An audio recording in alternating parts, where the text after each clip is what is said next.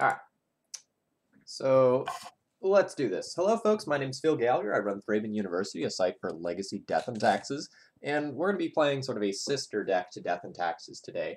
We're going to be playing the sort of like Cleric Stompy deck, I guess you can call it, that Matt Soul has been testing. I'm not going to do an extended deck tech on this today. We'll save that for another day once I've played the deck a little more and I understand it a little bit better. I'm also kind of pressed for time today. I'm just kind of trying to squeeze in an extra stream here since I'm going to be out of town for the weekend. But here's the 30-second version. Use Mox Diamond to accelerate out Chalice, Arbiter, and Thalia as sort of your initial lock pieces. And then you have sort of this mid-game engine of Containment Priest and Eldrazi Displacer to go and kill stuff. That's the deck. We're very heavy on Mana Denial, more so with Death and Taxes, more so than Death and Taxes, with Ghost Cutter, Port, and Wasteland as forums. We're also very heavy on land at 27 plus 4 Mox Diamond, so like almost literally half the deck is mana here. And that's because like we're using some of these like Wasteland and Ghost Quarters like they are spells. Yeah, this deck is sweet. That's all that I'm going to say about it for now, and we're just going to get into matches. So I'm currently 2-0 in this league. I played against Lewis twice, and I bullied him. We talked about the deck a little bit. It seems like it is very good against Delver decks, and like it's going to share that with D&T while probably being better against combo. It probably has a slightly, or it probably has less of an ability to like grind through some of the end game because like a lot of its strengths are just sort of like in the early game. So, you know, something like this might be worse against like Miracles. Penguin, he bolted it once and killed it, and then the other time it killed him. So bolt is the potential answer, but otherwise it's rough.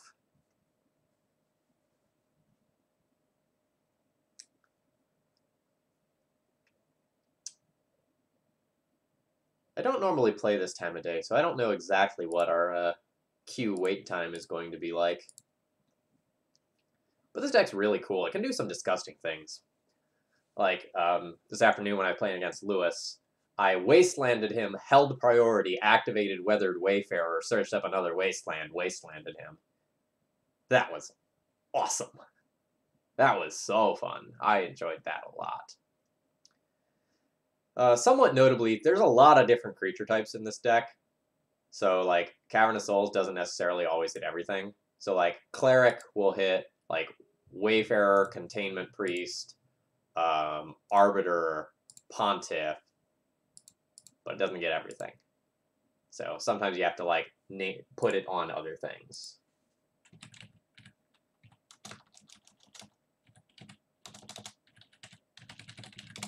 I thought, nope, there we go. I would like to play first. This deck's very good at playing first. Am I keeping this?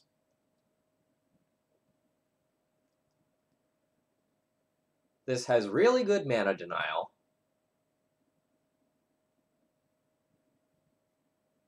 Eldrazi Displacer is sweet. Eldrazi Displacer plus Pontiff seems disgusting against a fair deck. So this is kind of the equivalent of Death and Taxes keeping a hand that doesn't have like a turn 2 or a turn 1 play, but has a turn 2 play. So like our turn 2 play is either like Waste or Port or Displacer. So this is kind of a medium hand.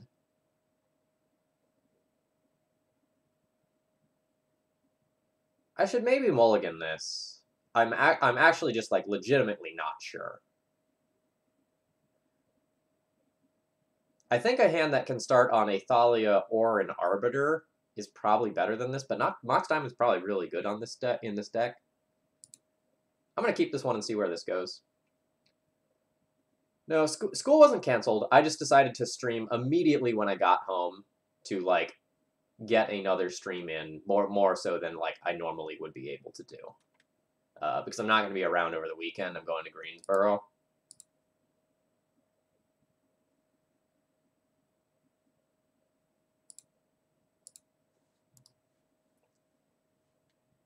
So, wanted to do something for the people here. Figured this would be a good way to do it.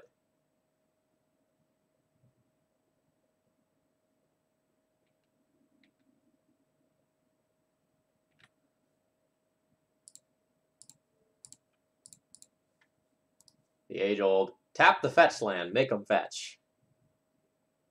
A forest. Alright. Really hoping this isn't elves, but no play on turn 1 seems to indicate not elves.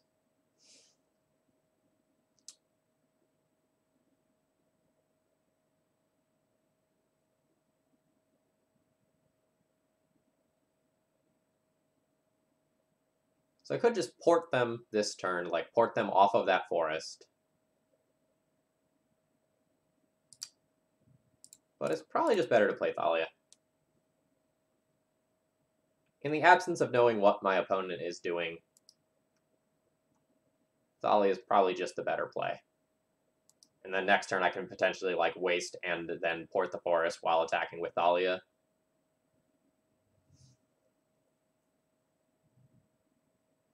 Maverick? Seems like Maverick. We're pretty well suited to beat that as is.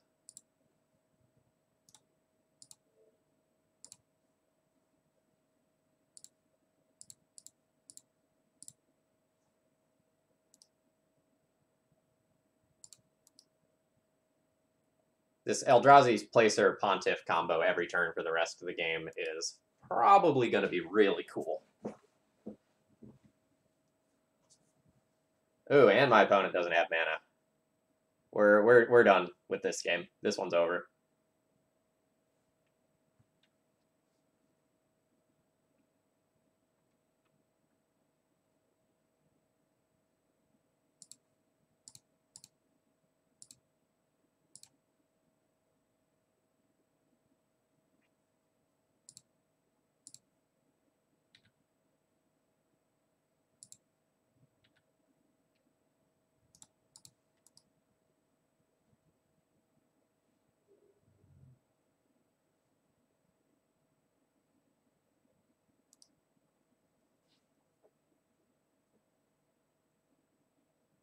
And my opponent recognizes that indeed this is the end. So somewhat notably, our opponent is like maybe Maverick or maybe is 4-color Loam, and I don't 100% know for sure based on what I saw, and that's a little bit inconvenient.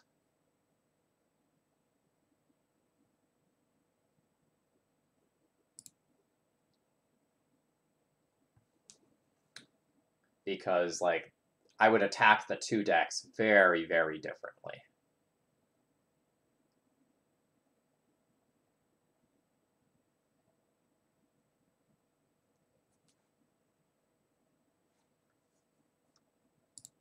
My opponent doesn't have any finishes.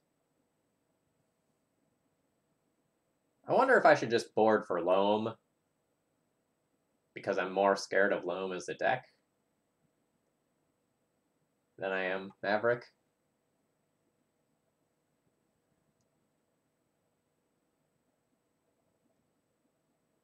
This is tricky. I don't know what to do.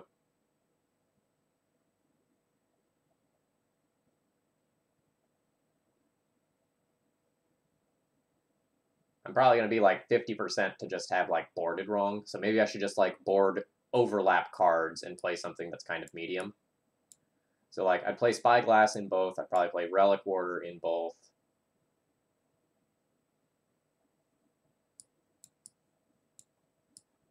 All right, let's approach this the other way. Let's take out the worst main deck cards, and then go from there.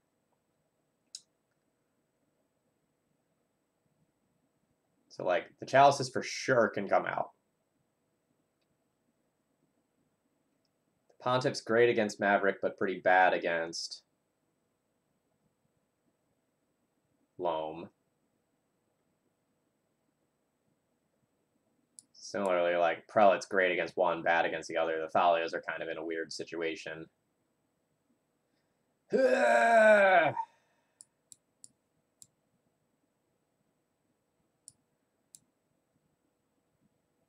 We'll board some cards and just kind of hope we win. Seems like a great plan, right, chat?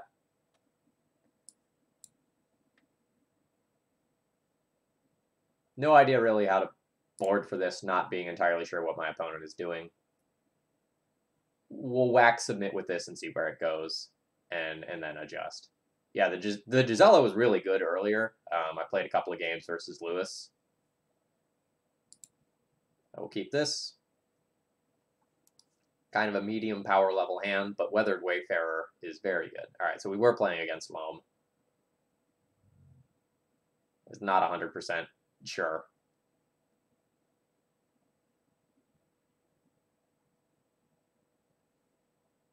So if we get to game 3, we'll adjust.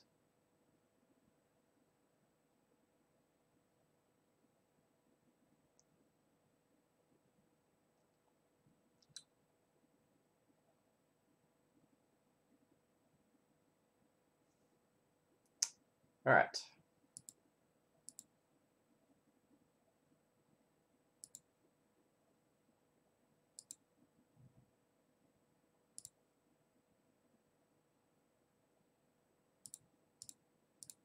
I'm going to start by just playing out Thalia and make my opponent's life a little bit more difficult.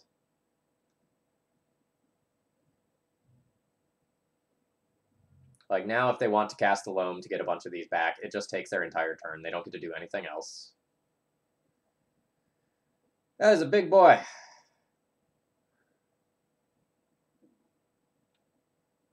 I'm not super well geared to deal with that at the moment. Awkwardly, the Sorceress Spyglass sort of not castable at the moment due to my own Thalia.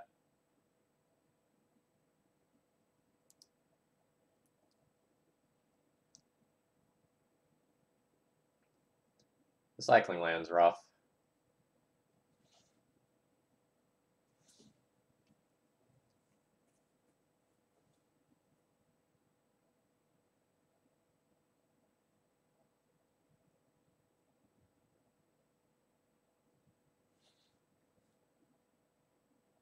I mean, I'll take that.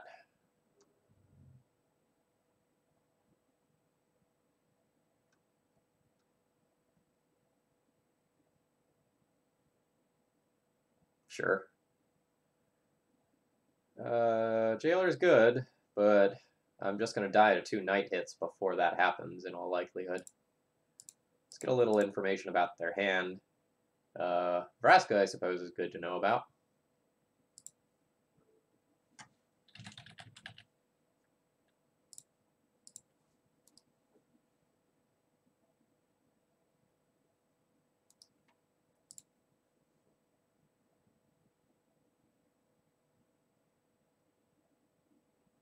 Note the play on Vraska is somewhat forced there.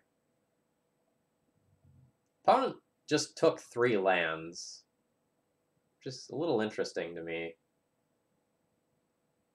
I don't know that they want to take all 3. It's very possible that taking 2 is better to increase the size of Knight by 1, but it's probably just lethal in 2 whacks anyway, so maybe it's not all that relevant and I'm overthinking.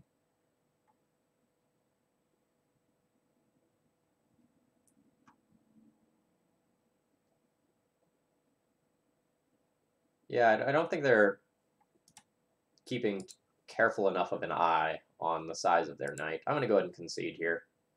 Like, I can play a Thalia and chump block for a turn, but that doesn't actually sort of get me anywhere. So we actually don't have Ancient Tomb. I thought it would be in this deck, but it is not. All right, so what do I want against them? Not Orzhov Pontiff. That doesn't seem super profitable. It was in previous lists. It's not in the most recent list. All right, so what did I actually board in?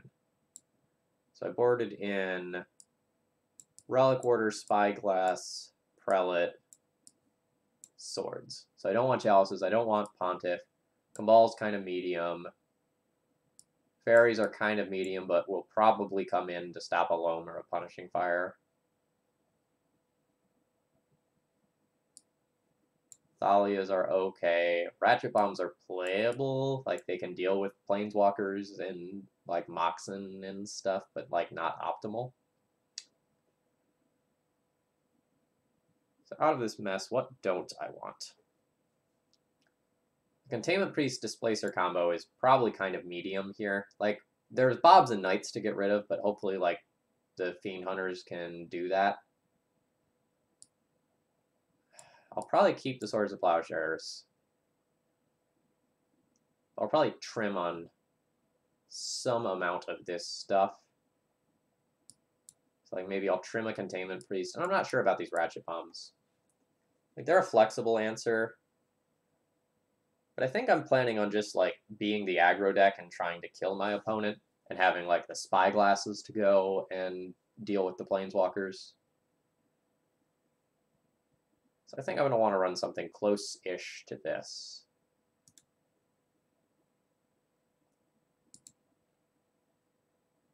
Let's cut 2 priests. And then ship this. Dismember is great. Dismember is great until the knight is a 6/6, though.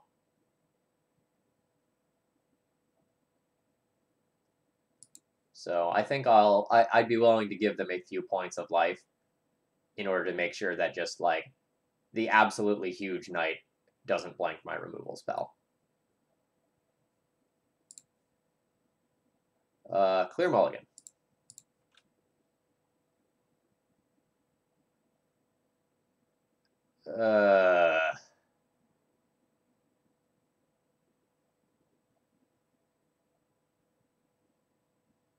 So I can Mox, discard Cavern, play Plains, I guess.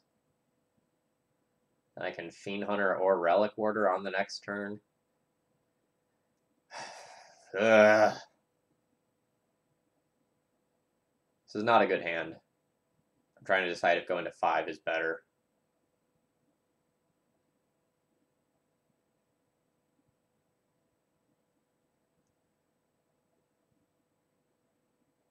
I mean, hopefully with the Scry this goes somewhere, but this is not good. I'm going to keep it in hopes that I can play Magic with this hand. Weathered Wayfarer can search up a bunch of lands, but I'm going to bottom that. I'm going to try to find a real threat.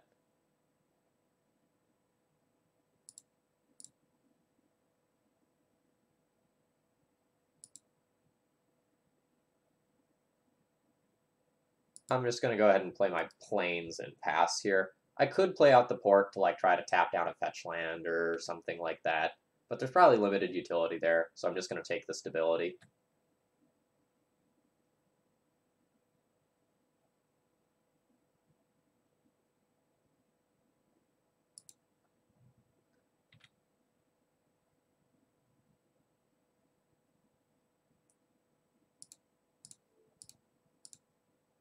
Of course, punished for taking the stability line by my opponent playing and not cracking the fetch, but that's okay.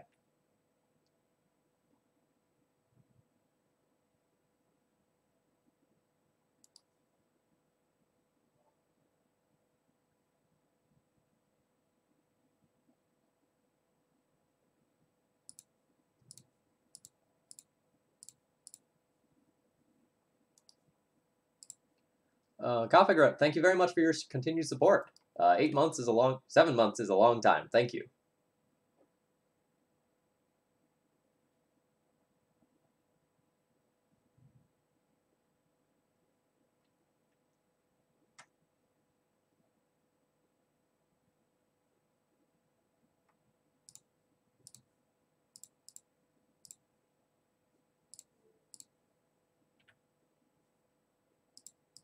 What a weird world I'm living in right now. Hey, Romario, welcome. We're on a very sketchy mulligan to 6 versus 4-color loam in game 3. Not super hopeful about my chances of winning, but we'll see what my opponent actually has. They have more Cindervines. That's fine.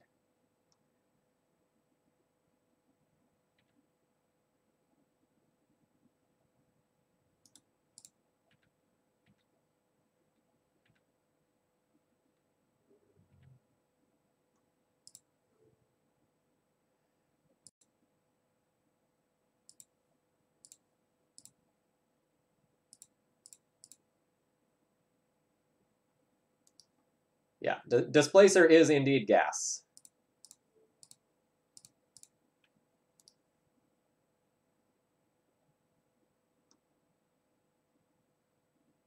Well, we'll see whether it's enough gas to actually take down this game or not.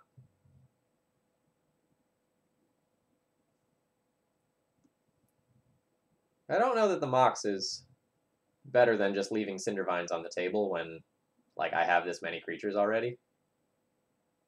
But okay.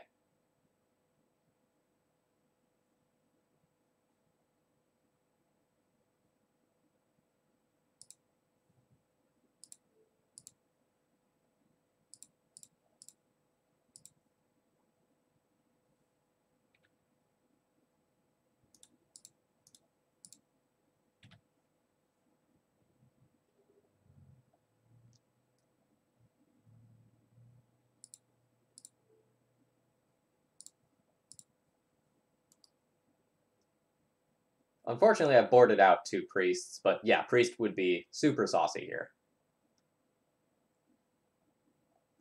There's also a world where I can, like, blink my Eldrazi, or blink my Fiend Hunter and get rid of the Knight instead of the Bob when my opponent gets to a low life total.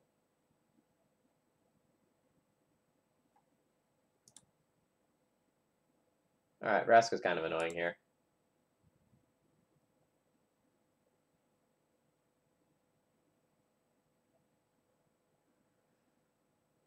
So I can't actually make an attack in and kill Vraska because my opponent will just go and play like Knight for Maze.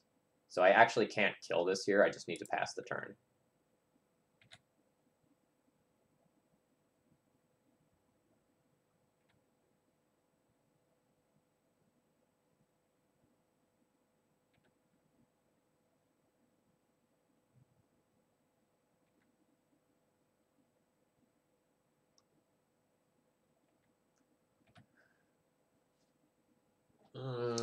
This is probably where this one has slipped away, unfortunately.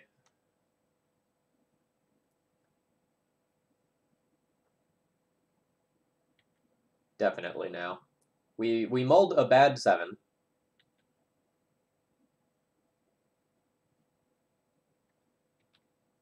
I don't regret them all.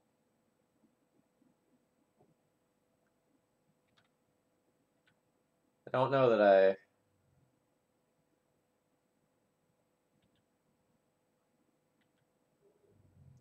love everything that's happening here, but it's fine. I don't get to punish. This is where this is close enough to the end of the game where we can call this one and concede. That's fine. So we killed our opponent so quickly in game 1 that we didn't know what they were playing going into game 2, causing me to sideboard a little bit poorly. And then game 3, you know, when we adjusted properly, we just drew a little poorly. And that's okay.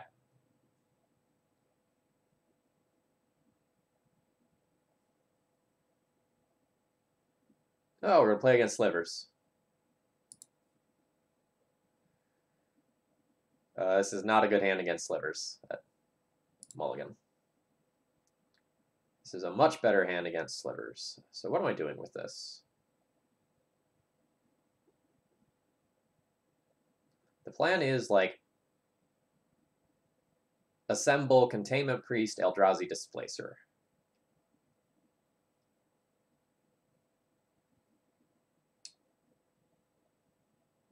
The question is, like, do I Chalice on 1 to stop a Vial?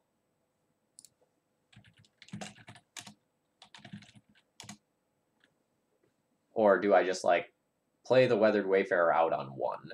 I think I... Alright, so regardless, I'm keeping this. Let's see what the scry is.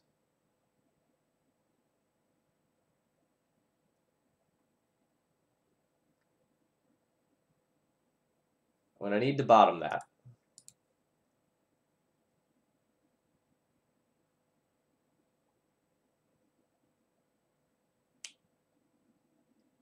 So I think I'm just going to play Weathered Wayfarer this turn. I could just, like, Chalice this turn and then, like, decide whether I want to, like, Weathered Wayfarer Priest next turn, because I can put this Cavern on Cleric and do both.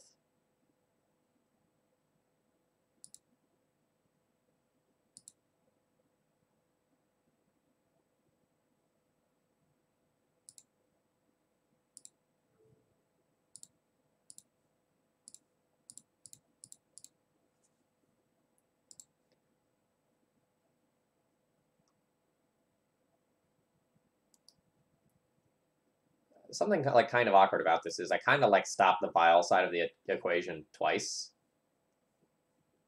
And my opponent has their own cavern, and they can go and cast their 1-drops through it now. Womp, womp, womp. That was the thing I wanted to do.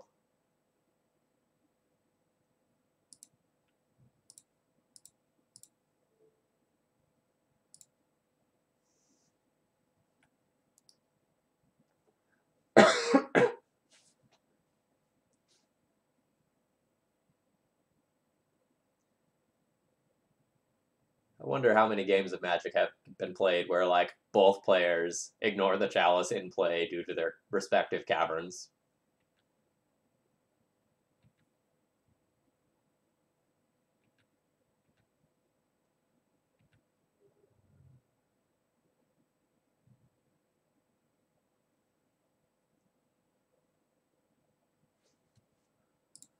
Stupid Shroudy Slivers.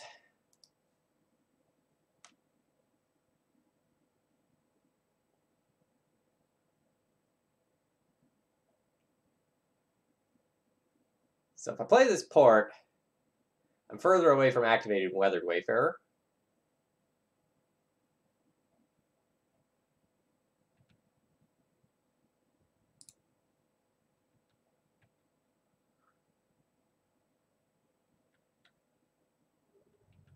But at the same time, I think I need to play the port to 100% deny my opponent mana in the short term.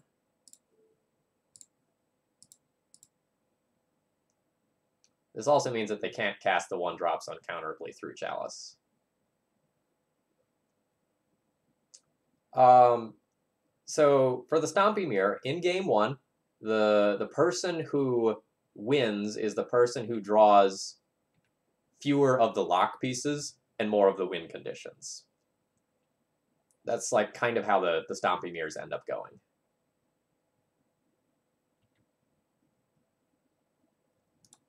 So it's not necessarily like the bigger deck, it's the person who draws the higher density of threats. In the post-sideboard games, it gets a little trickier, but that's a good, like, easy rule.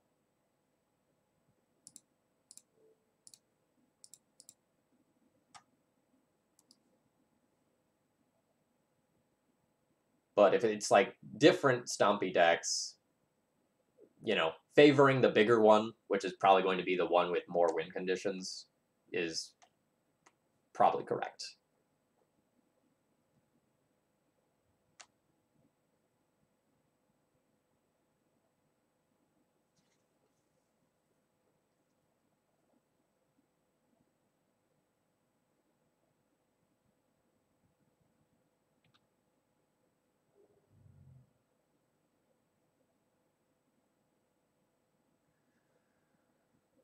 Opponent seeming to indicate here that they're willing to trade Crystalline Sliver for Containment Priest, which I think I would be okay with.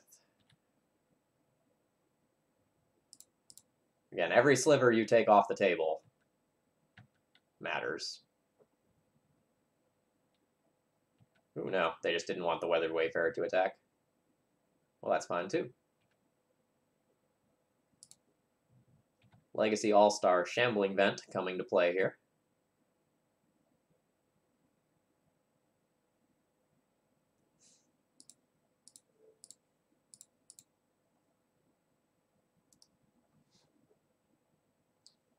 This port is doing mad work, by the way. Like, I'm sure that's clear as audience members, but the rest of our hand, like in board, kind of sucks. So, pretty lucky that the port is pulling a lot of weight. Second Thalia, much less good than the first. All right, am I willing to animate the Shambling Vent to just turn this into a 2-turn clock versus a 3-turn clock?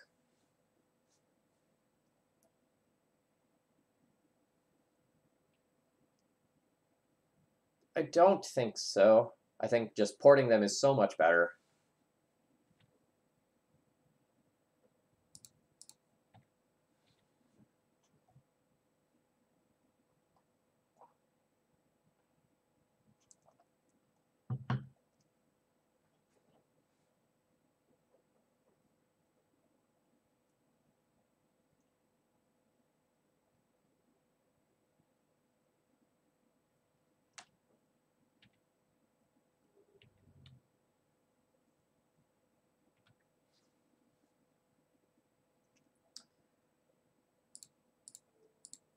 So you'll probably notice my opponent's like mad respect for spot removal here in like not being willing to take the trade with Crystalline Sliver, because something like an Eldrazi Displacer off the top is just a disaster if this Crystalline Sliver is not around.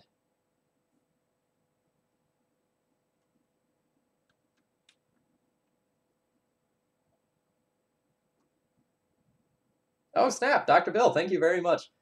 This deck's super fun, by the way. I was talking about this before you tuned in, but I played against Lewis a bit earlier today, and I did some disgusting things. So I was 2-0 going into this league, or going into when I started streaming.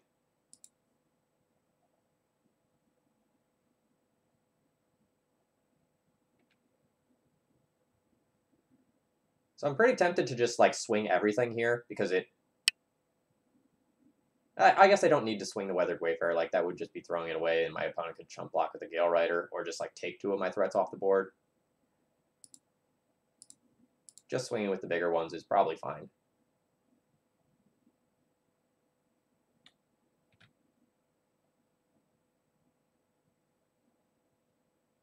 I guess if I swing with the Wayfarer too, then yeah, I don't want to swing with the Weathered Wayfarer, because if my opponent wants to trade with a creature, I want the Crystalline Sliver gone.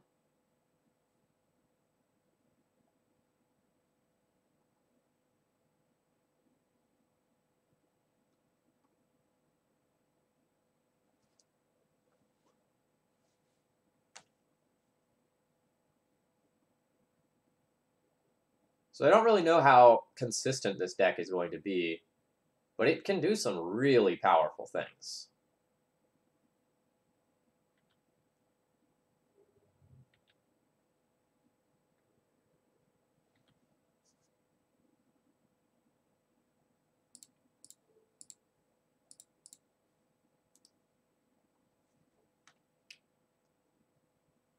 So my opponent needs a land this turn.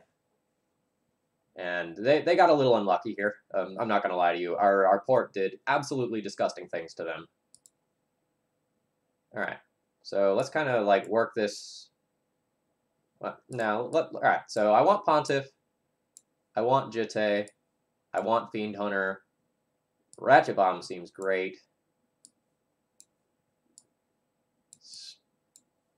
All right. So this is the pile of cards to consider. Let's figure out what's bad. Chalice is pretty bad.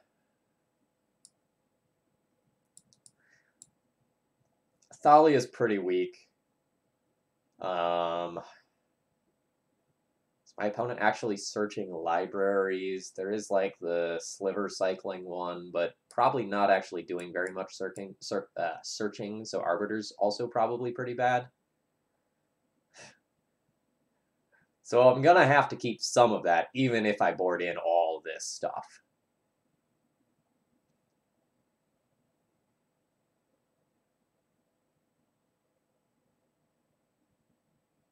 This would leave me only at 19 creatures, though, which I don't love.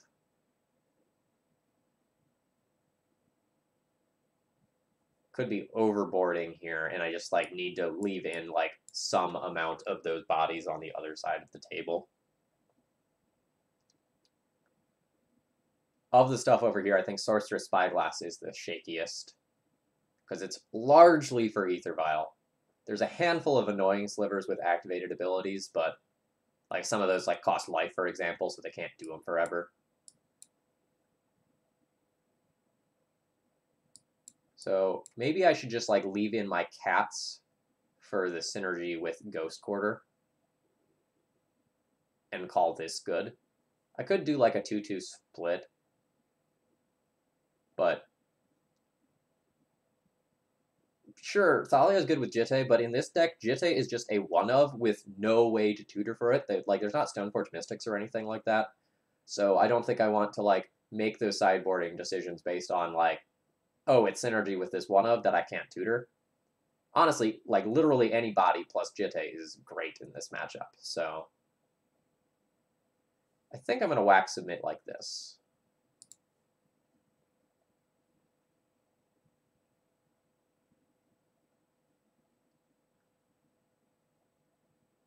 We also hope to be able to pontiff early and wipe the board before the slivers get big.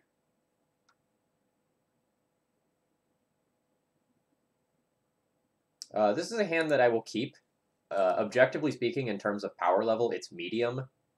But like I have a curve of Dismember into Priest, into Arbiter, into Gisela. And that's all fine with me. Oh, will I wasteland? Will I wasteland? So the mana denial worked really well last time. But this is a hand where I want mana. Like, I have a 4-drop that would be very, very good in the matchup that I'd like to get towards. But similarly, if we start the game over and my opponent has a 1/1 in play, that's okay. Because I'm potentially knocking them off of, like, the second land they need to do degenerate things. So I will take the negative tempo play for the upside it has, and for the potential to repeat a Game 1 scenario.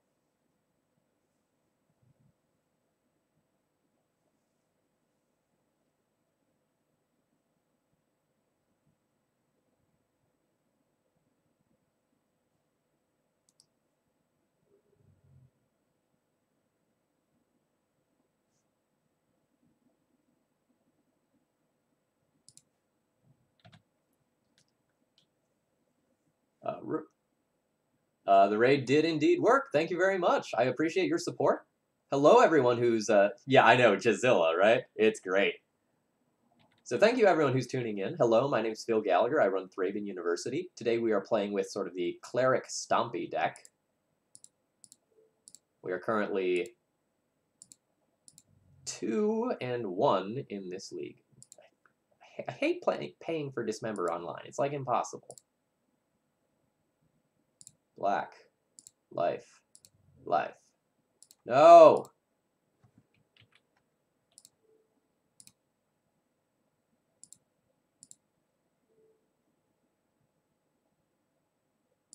This card is impossible to cast. Life. Life. 1. Ugh.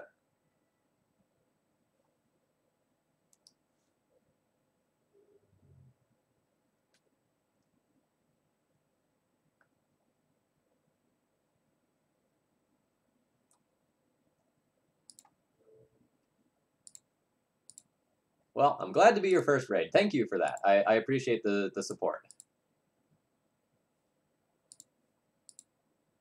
So I'll just pass the turn here and try to ambush my opponent mid-combat with Containment Priest.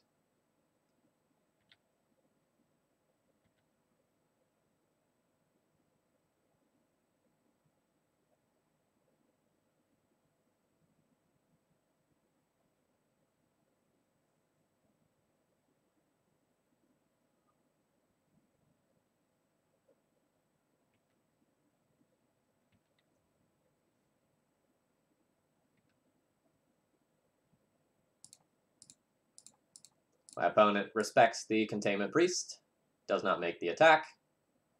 Note that if they do have the 1-drop, they could have just cast it with unclaimed territory anyway, so I don't actually think they have one. Neat. Alright, so I have one on Cleric, so I can already cast Pontiff.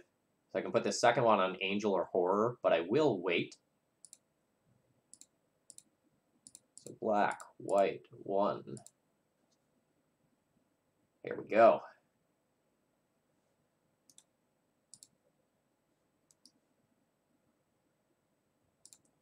Guys, I think I'm going to do it. I think I'm going to beat my arch nemesis, Daniel Nunes, who always seems to bully me because, like, Sliver's so good against Death and Taxes.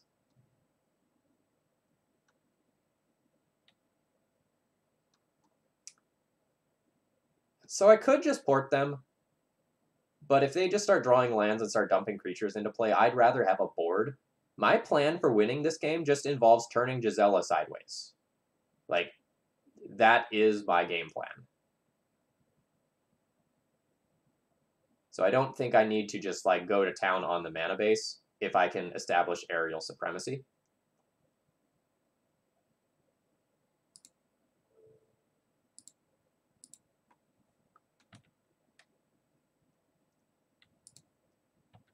If my opponent's willing to trade Crystalline Sliver for Containment Priest, it's great for me because I have 2 more Containment Priests down the line.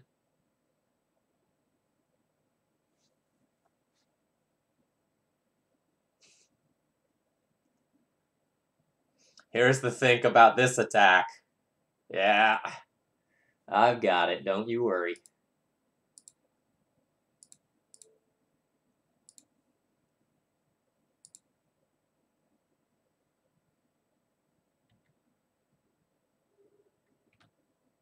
Now I'll go ahead and port.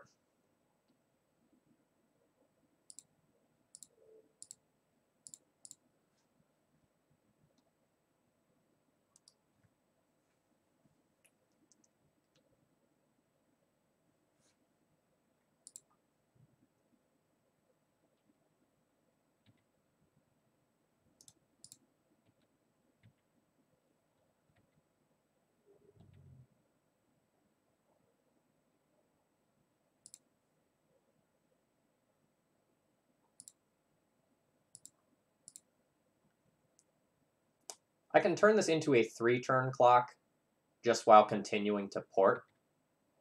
So I will go ahead and continue that plan.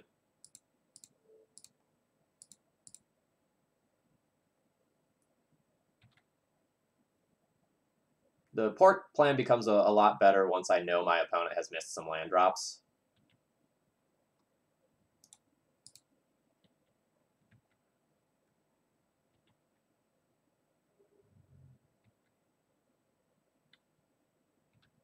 We're so well set up to win this game now, by the way. I'm sure that's obvious. But, like, we have Containment Priest and we have backup Containment Priest. 5 power on board, so it's a 2-turn clock, plus 2 of the best bombs in my entire deck at the ready.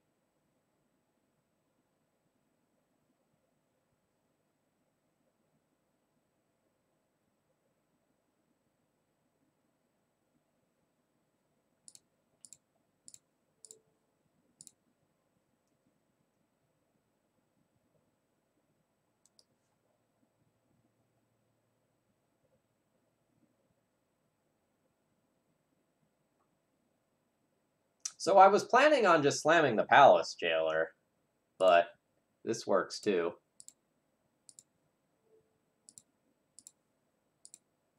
It's like a surprising number of good clerics. Who knew?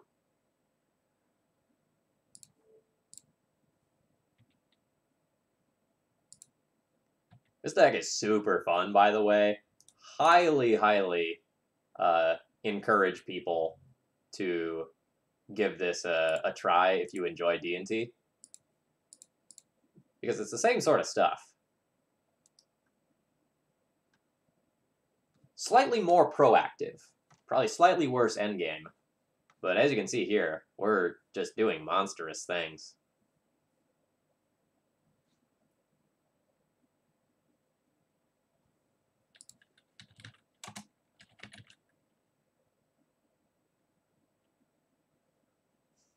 My opponent commends my my Cleric tribal. I end the game with 5 Clerics in play. Alright, let's see if we can get a 4-1 with this. That'd be awesome. I'd be super happy with that. So I've got 2 wins versus Grixis Delver, a loss to 4-color Loam, a win against Slivers. Who knows what's next?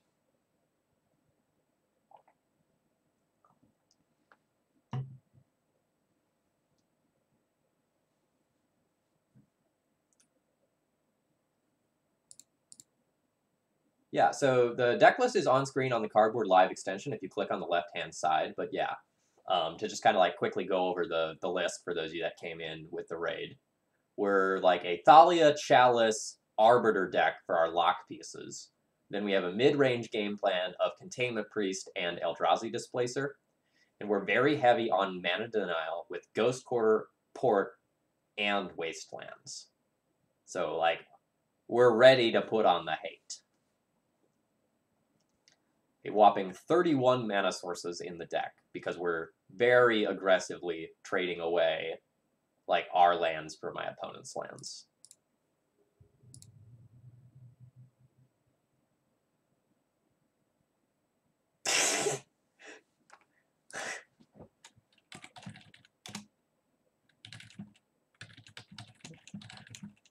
All right, so this is the Lewis League.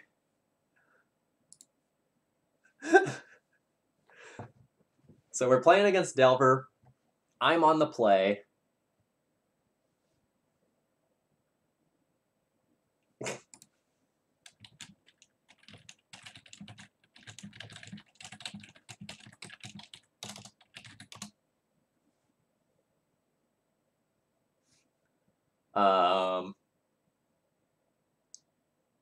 I'm threat light, but I'm mana denial heavy. I'm going to keep this. Like, I know my opponent is playing Delver, so this is just a wasteland.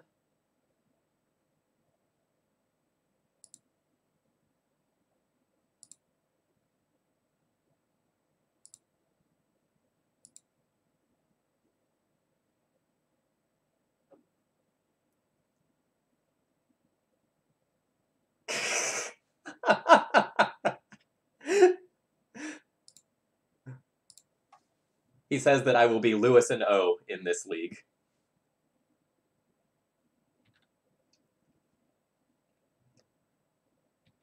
So I'm playing Port here on turn 1 so that if my opponent plays the fetch, I can tap down the fetch and then destroy it with Ghost Quarter.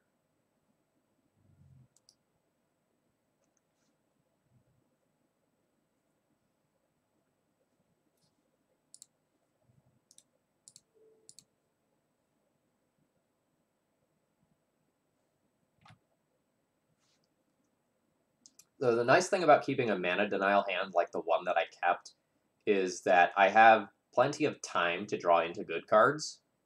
So just like kind of imagine that like I draw like Thalia or Chalice or Fiend Hunter, whatever.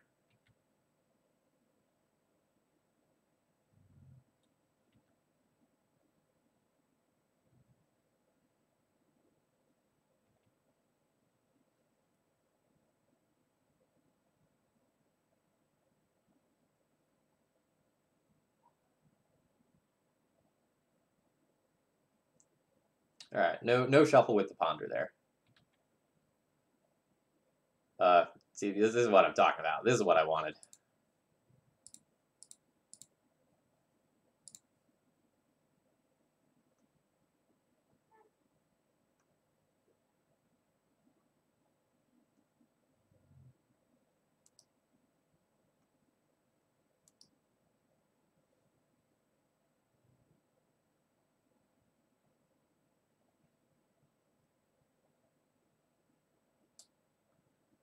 I'll play the second Port out in case I draw a Wasteland. By the way, this card is the Nutter Butters versus Delver. Just like three mana repeatable Fog is awesome.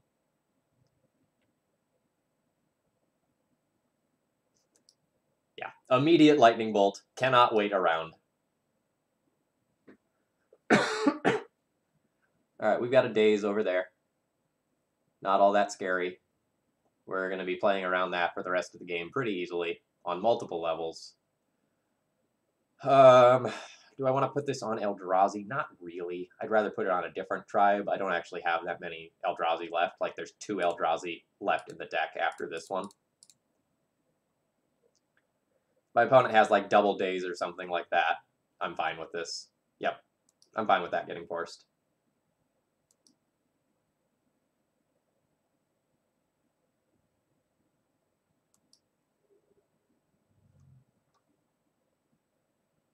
Probably going to hold this and just cast the Chalice.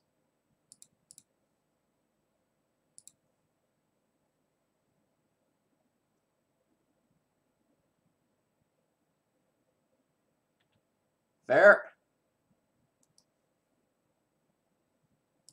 Guess I could have played around that, but I think it was better to Port, so I don't regret it.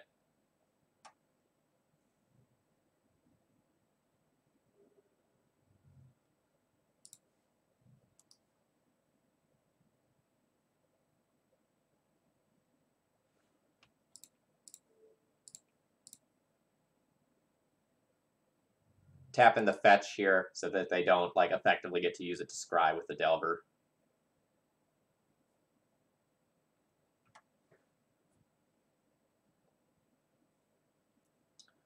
Probably lost this one. There's draws that can get me out of it. For example, like Gisela would be very good. An Eldrazi Displacer would be fine. Plains will not do it.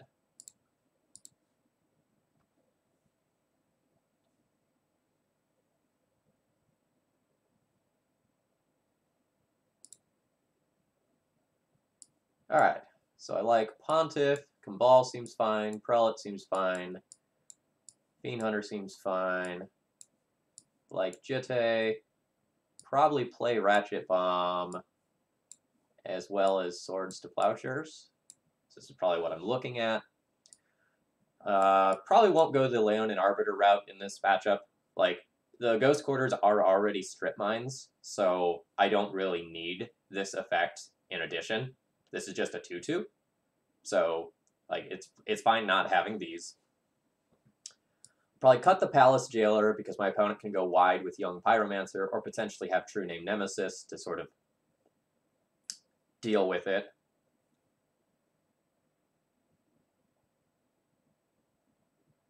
And then I probably just have like too many cards. And I'm going to have to like make some cuts somewhere.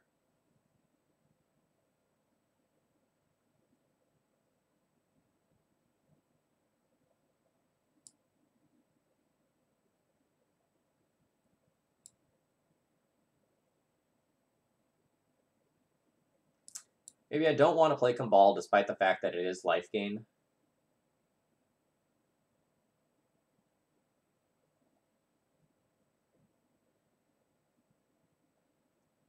Okay, so if I shouldn't be cutting Arbiter, like what should be my approach? Because I feel like I have plenty of cards that I can be boarding in. No, Containment Priest combos with Displacer to exile all their stuff forever.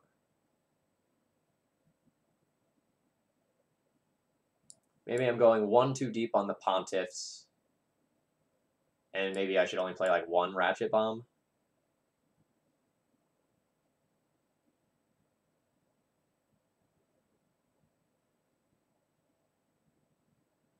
I went back and forth a lot on how I should sideboard for this earlier.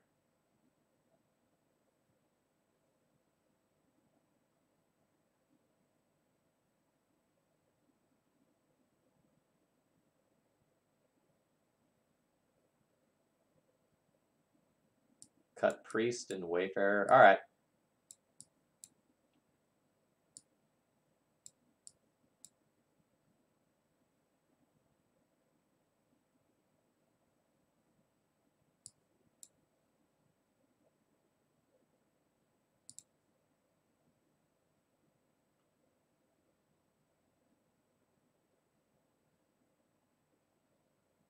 Yeah, that makes sense to me.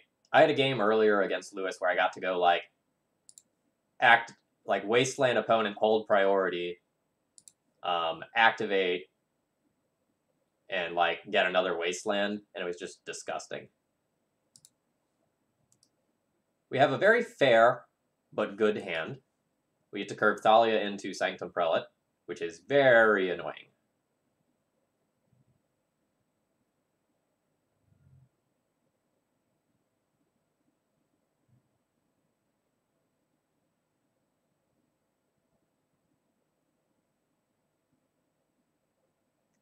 So presumably this is going to be the Thalia going here. Which is a shame because it would have been great.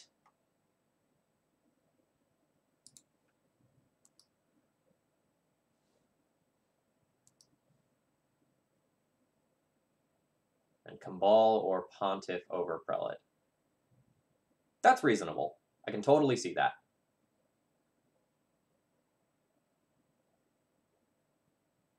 Solid. Solid.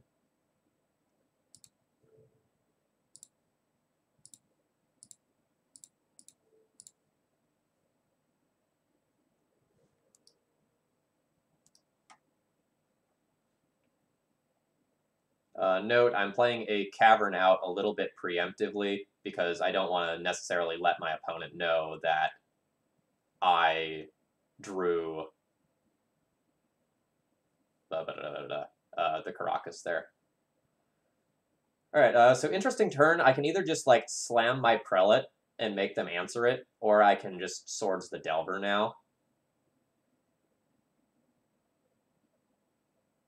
It's sort of interesting that I drew, like, both of my one-ofs when I also drew Sanctum Prelate.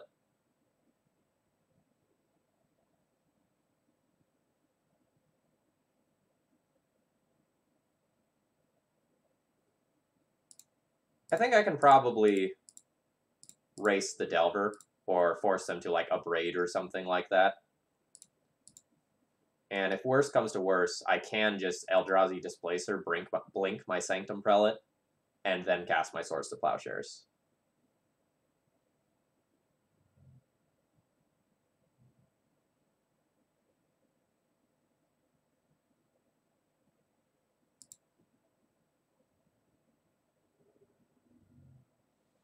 Nice. Nice. So I think step one is I'm going to see if my Swords to Plowshares will resolve. And then I'm going to take out this Underground Sea in respect of Gurmag Angler coming around the corner. I don't really want that to hit play. I can wait a turn on my Eldrazi Displacer.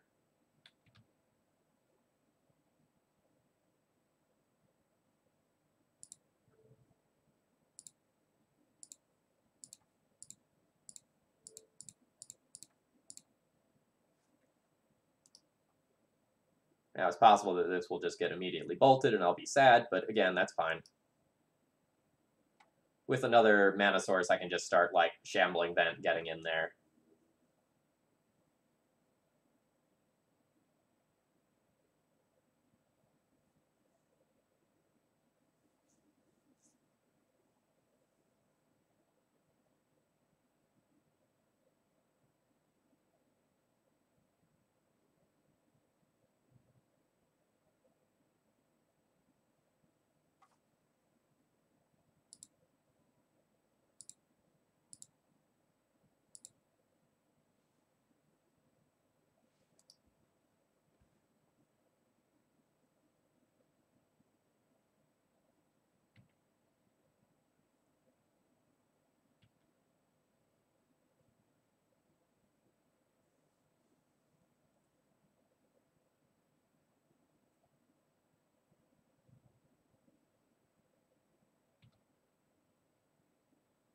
Nice.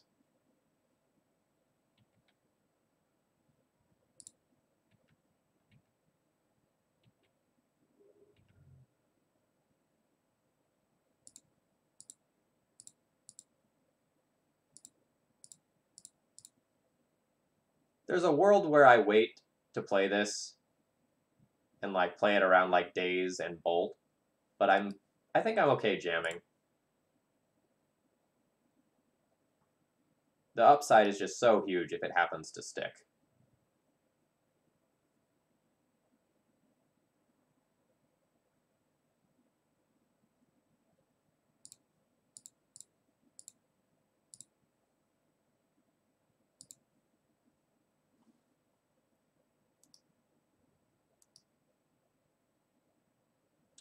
We have what will potentially be a close-ish race.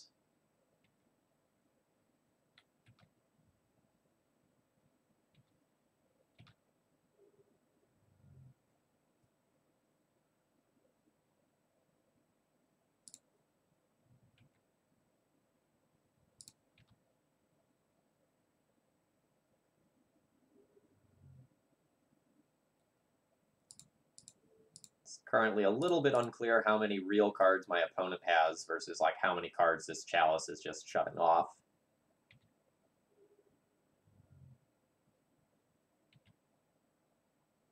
Definitely not unhappy to see Ratchet Bomb here. That's something that can beat the True Name Nemesis in time, I believe.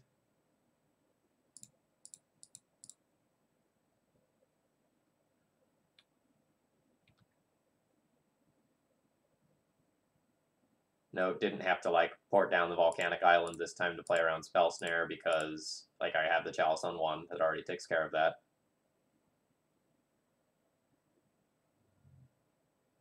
Dismember my cat? Sure.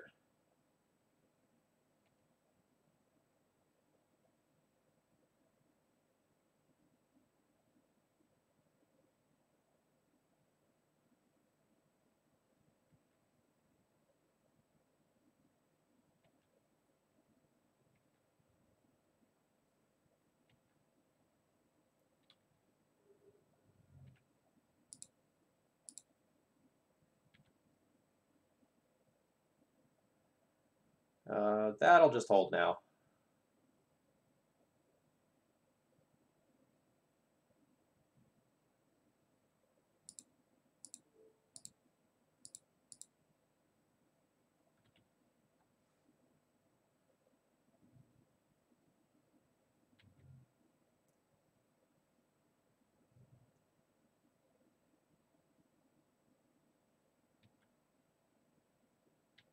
It's a little annoying.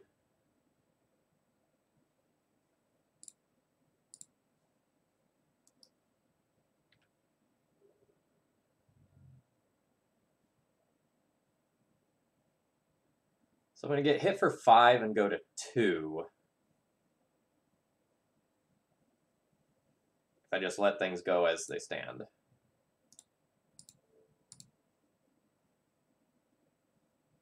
But this is, like, realistically one of my only possible answers to True Name Nemesis. So it's not like I can just, like, take the Young Pyromancer off the board and expect to reasonably draw to something that can beat True Name in 2 turns. So I have to stay the course here. It just sucks.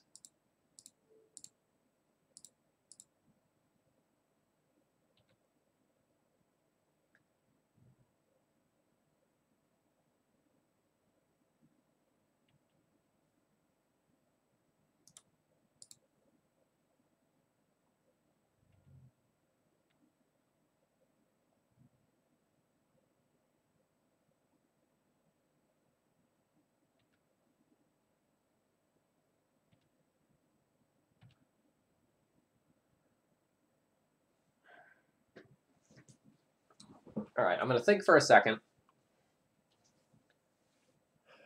I can draw into an Orzhov Pontiff.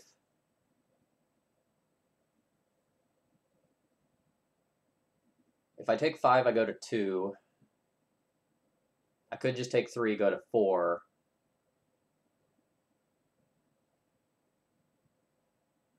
I have more things that can potentially just, like, beat the Young Pyromancer than I do the True Name Nemesis.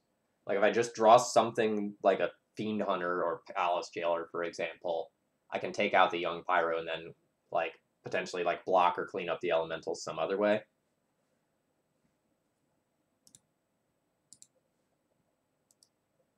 So this doesn't feel good. That's what's happening. All right. Dead. GG's.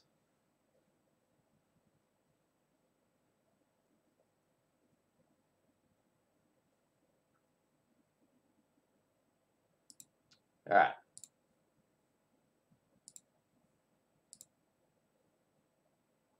So we are 2-1 versus Lewis that league.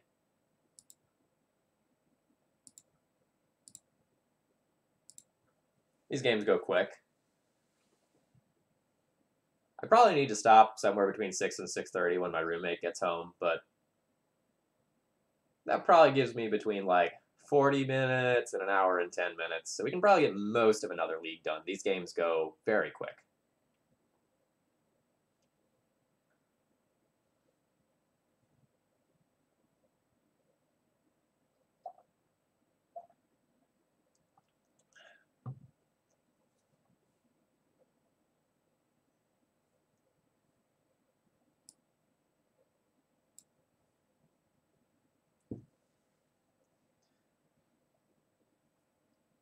I mean, at least True Name is not as prevalent as it used to be, right? When it was like every 3 or 4 rounds you would play against like a blue-white X Stoneblade deck with 3 or 4 of those buggers. That was obnoxious. Now it's just around here and there.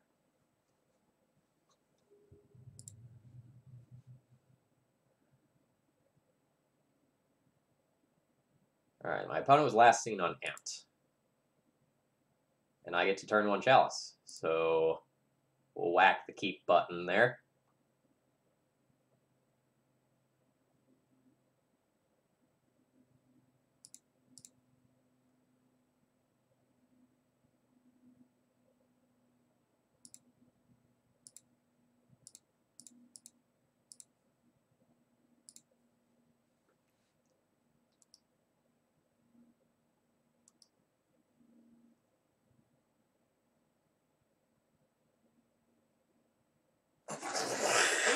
Okay.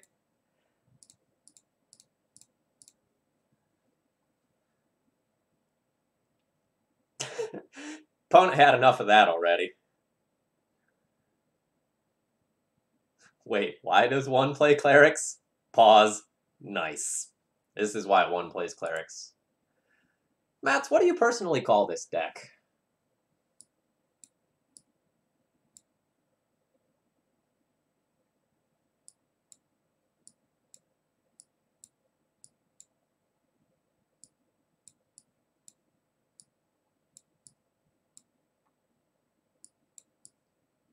So I think this is the pile of cards that I definitely want, as well as Sanctum Prelate.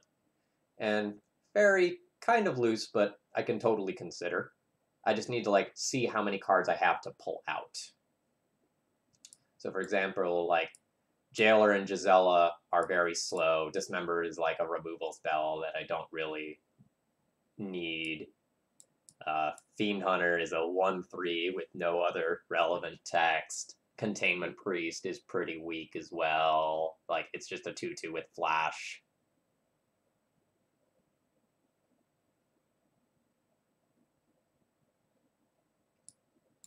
Yeah, I don't really want those. Like, I don't really want any of them. So maybe I do just, like, play Palace Jailer as one-sided draw. And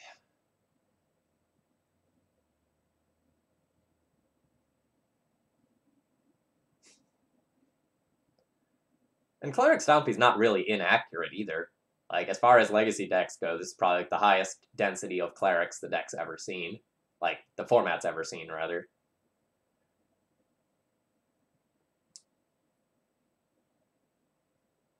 So I'm not, like, super stoked to be playing Fairy against Ant. Like, Surgical is already kind of borderline, and Fairy's just kind of bad. So I'd rather play, like, the Jitte or the Containment Priest, or maybe even Gisela over it. I could also just, like, Spyglass and try to, like, mise some lands. It's not, like, the worst thing in the world. I think I'll just play 1/2/2. Weathered Wayfarer also relatively bad, by the way, when you're on the draw.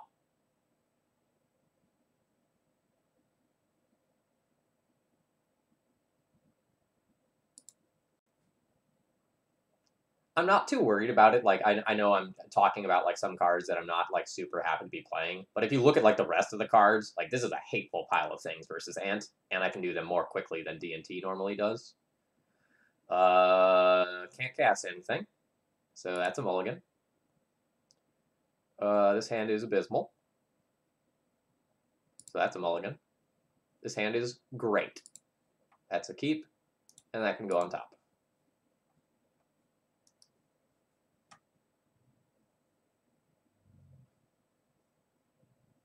Even if our opponent discards us, we still have 2 different hate pieces left. This is a great position to be in.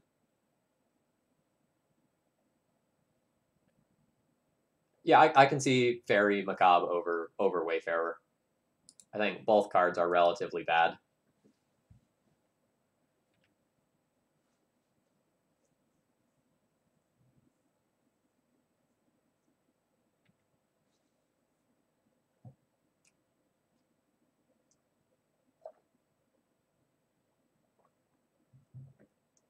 Note Lunar Arbiter is kind of powerful in this matchup, but at the same time it can be played around via rituals, so there's that.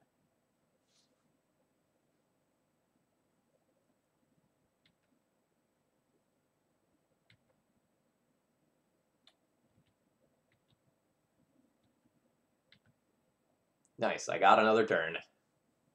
Exactly what I want to see.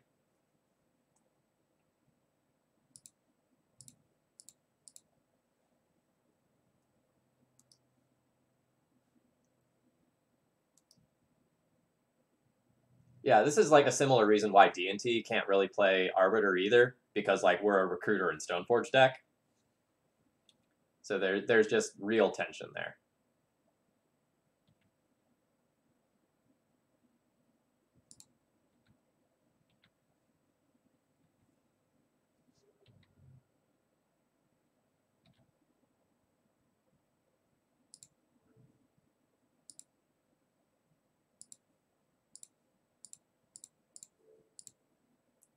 Note, we're putting this on Cleric for like Orzhov Pontiff reasons if they end up like emptying or something like that.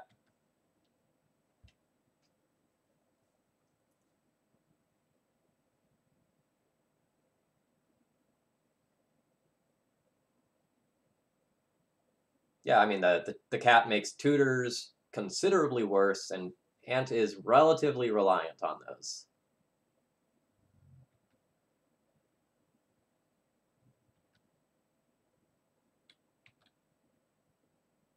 Again, Arbiter can be played around, right? Like, things like Lion's Eye Diamond and Cabal Ritual can provide a very large amount of mana. So it's not like Arbiter is just, like, the be-all, end-all hate card. Admittedly, a second Arbiter is pretty hot. Pay 4 if you want an Infernal Tutor for what you want an Infernal Tutor for. That starts to get rough.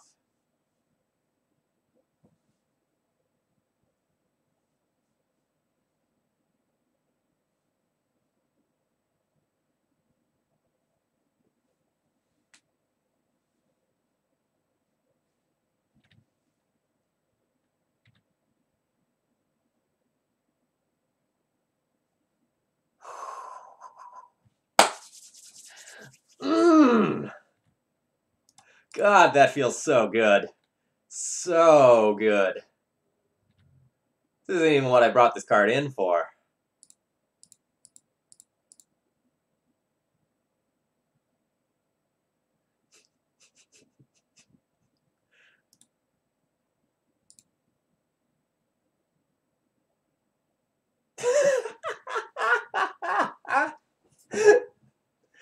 This deck's great. I love this deck.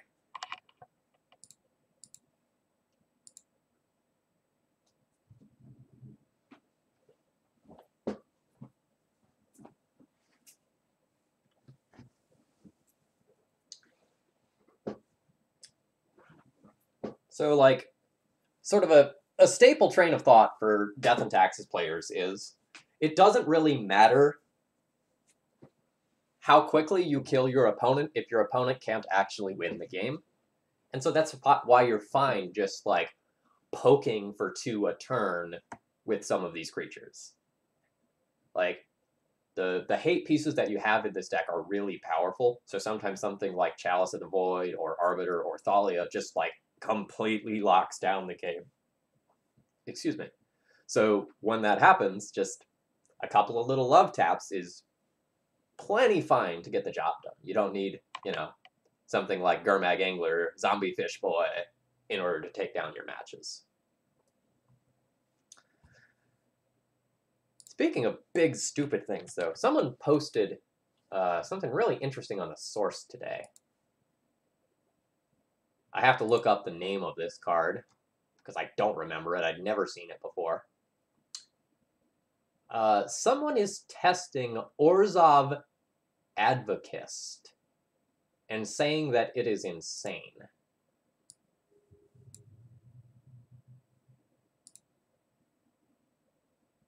Beginning of your upkeep, each player may put... All right, we're going to come back to this when we have more time.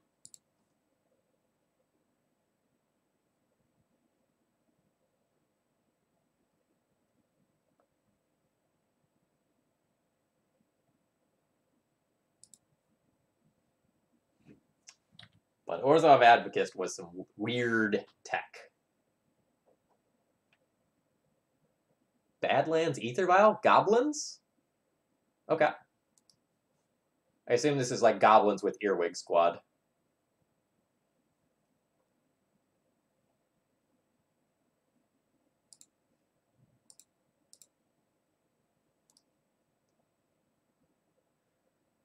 Probably messed up on my land drop there. I should probably have led on Cavern on Cleric.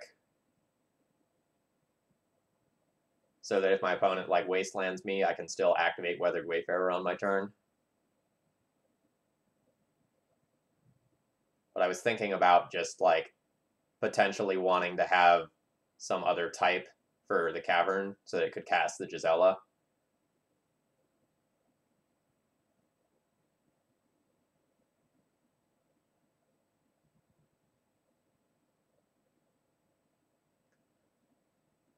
Goblin Lackey.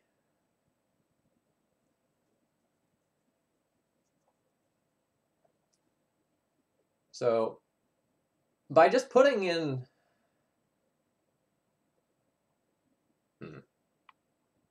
Interesting. So I can just like play the Containment Priest out now, or I can just try to like get my opponent mid-combat. It's just super punishing if they have a 2-drop to put in off the Vial and they respond, though.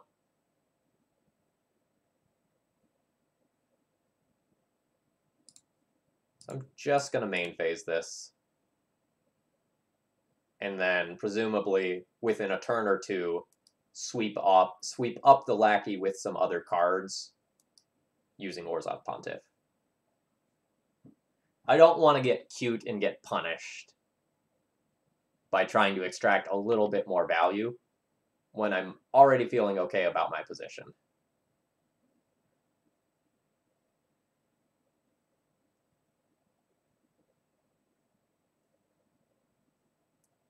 Oh my god, I'm so happy they tapped that Wasteland. Rather than, like, Wastelanding me off of one of my colors here.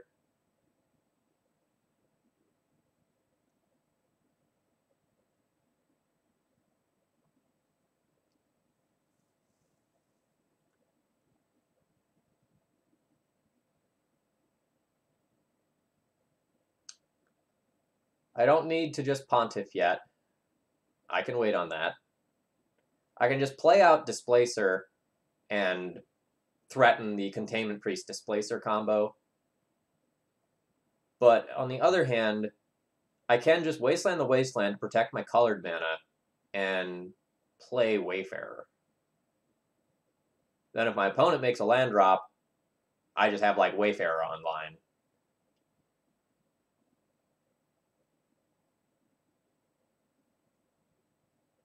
If I just play the Eldrazi Displacer, my Karakas probably gets Wastelanded, and I can't actually cast anything.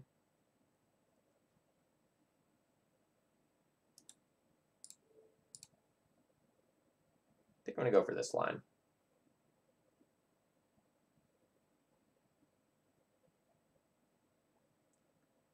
I don't think I'm going to play around the second Incinerator right now.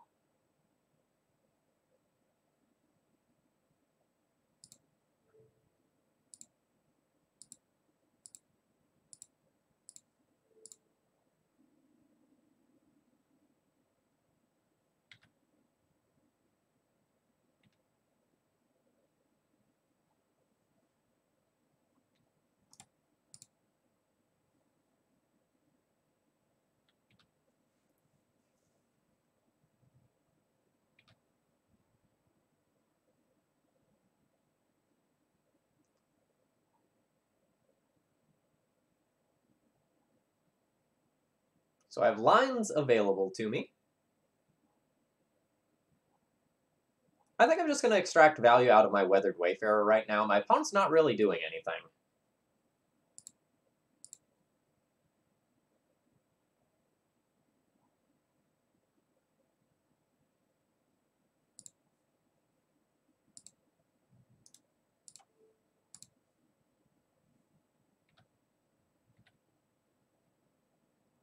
I have more lands in my deck than my opponent, probably by a relatively sizable amount. So this is something that's going to favor me. If my opponent starts missing land drops, like, sure, I'll play out a land, but now we just get a repeat, and I've just drawn more cards.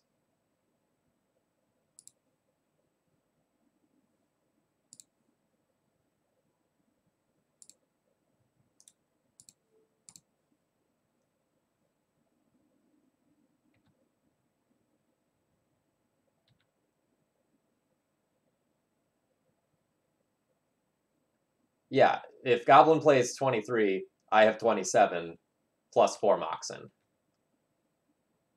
So I'm very, very confident in like saying that I'm advantaged in that regard. So I could continue to search for lands with Weathered Wayfarer, but I might not need to. This might just be a fine time to just like jam the Displacer and say, okay, here's the combo, deal with it.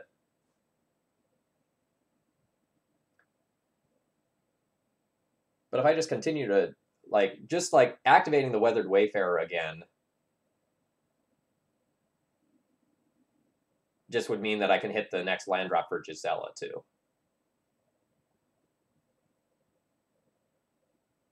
No, I don't have a tomb.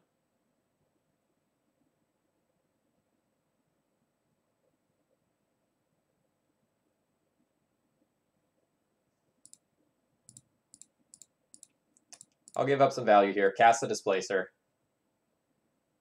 Make them have it. There was a suggestion to play around Tarfire. That's fair. But it would have to be my opponent's top deck. Like if they had like a Goblin Matron, they already would have like Matroned for it, and that would have been telegraphed. So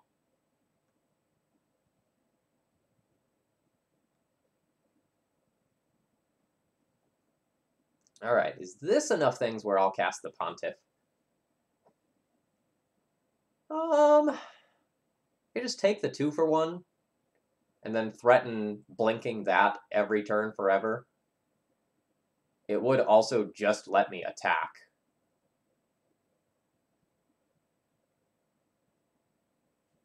Which is probably fine.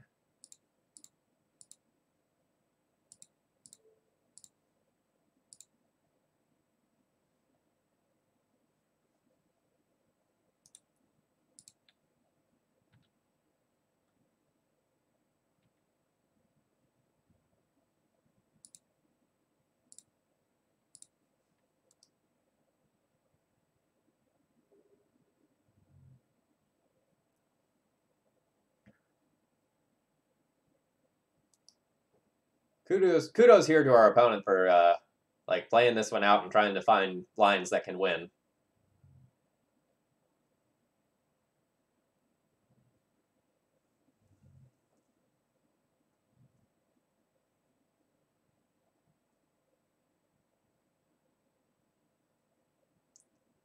All right, Goblin Crater Maker can take the Containment Priest off the table. It's great. Is it enough, though? It's an entirely different question. Opponent getting double Matron is hot.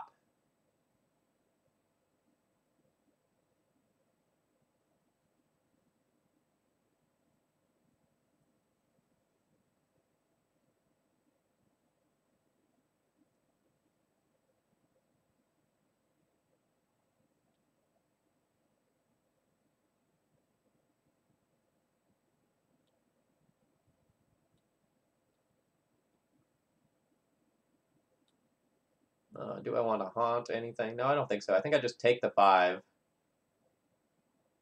and then crack them back.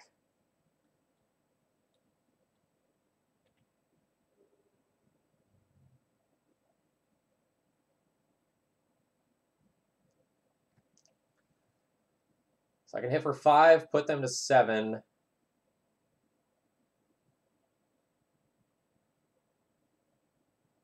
Displace my Pontiff on their turn if I want, or I can just play the Arbiter to decrease some of the power of the other Goblin Matron that they have.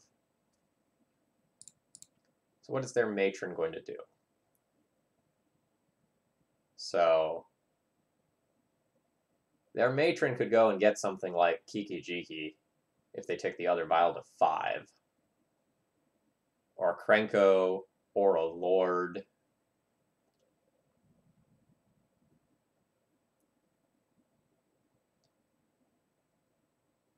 So it's possible I should just play out my cat.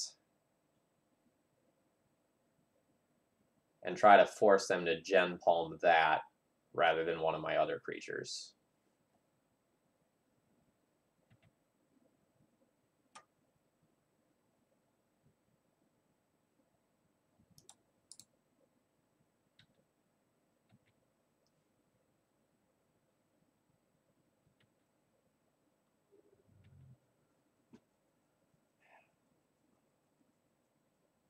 attack and keep Displacer up. If I keep Displacer up, I can potentially just, like, blink my Pontiff. Yeah, I guess I'm fine with that. Not 100% on this play.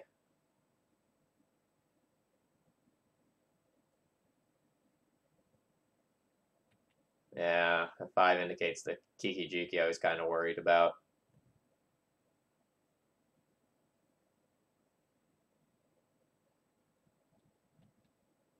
So that's Matron.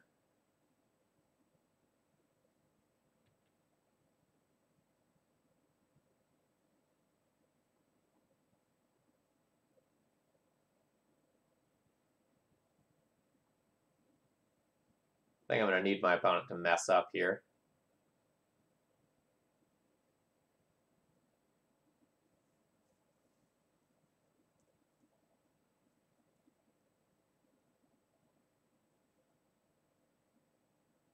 Oh, Siege Gang Commander. That's rough.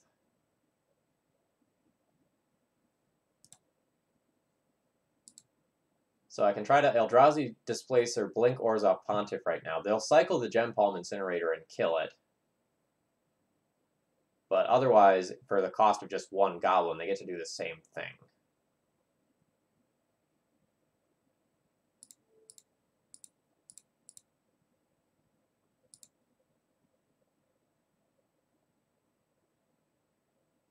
Think I wait?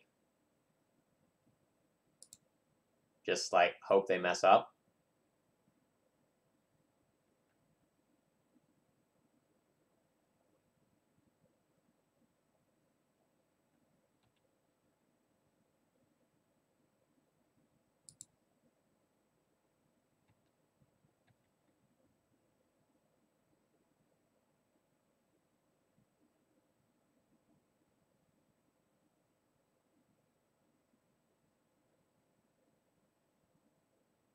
So now I can do this.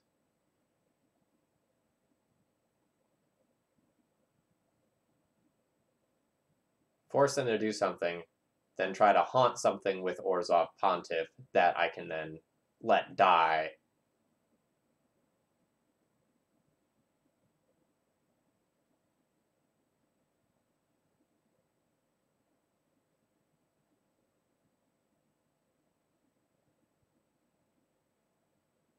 So how do I win if I just take this? Like, how do I win if I just, like, sit on this?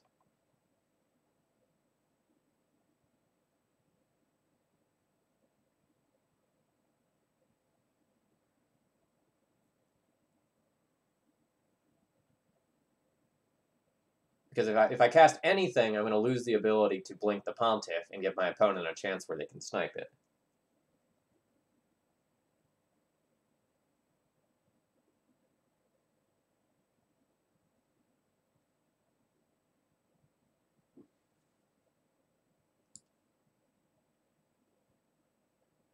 Like, another Pontiff off the top would be great. I don't know that I can rely on that.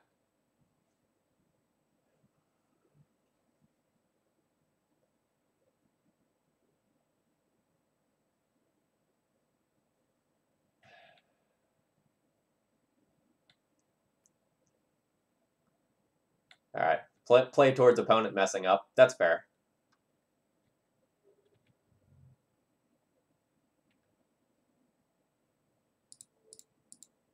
All right, opponent did not tap mana. So now end of turn, I'll do it.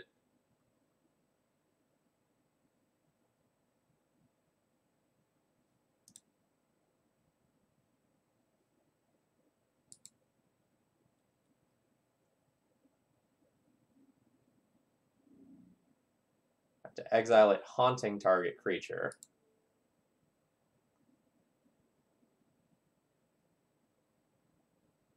So this isn't going to work the way I want it to, because whatever I target, he'll just kill or sacrifice. So I'll target my own Eldrazi Displacer. Then my opponent will cycle the Gem Palm Incinerator, and I'll force that out of their hand.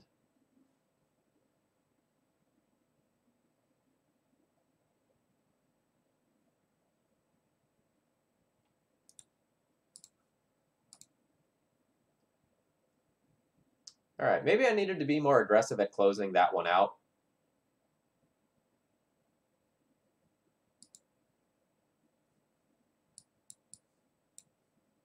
Like, once I had my opponent in a bad position, maybe I should have just, like, devoted more creatures to the board rather than, like, doing the, like, wasteland plan that I was doing. It felt correct at the time. I don't know that that's necessarily true in retrospect. All right, this is the pile of cards that I think about. I may or may not end up boarding all of them in. Let's kind of start with the cards that I'm not super in love with. Chalice seems relatively bad. Thalias are pretty mediocre. I like most of the rest of the other stuff that I've got going on here. When I'm on the play, I'm probably not going to do this Weathered Wayfarer thing. Honestly, I might not do the Weathered Wayfarer thing at all, even on the draw.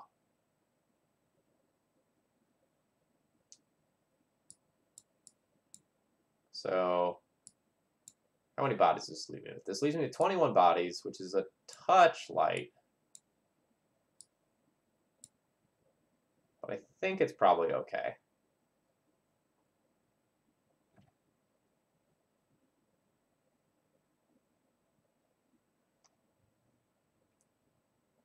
I think the stuff that I have here is probably just better than having a 2/1 first striker. But maybe not by a lot, just because the ability to gum up some of the early things like Goblin Lackey and such can be important. But I do have more like X2s than Death and Taxes has, so maybe I'm not super worried about that.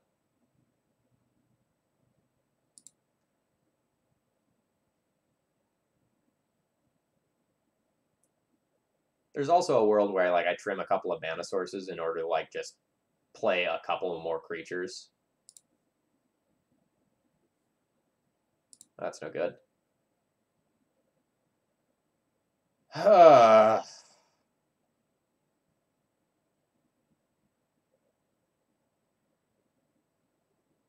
Sand is not great. Gonna be honest with you here. A 5-card hand is very potentially better than this.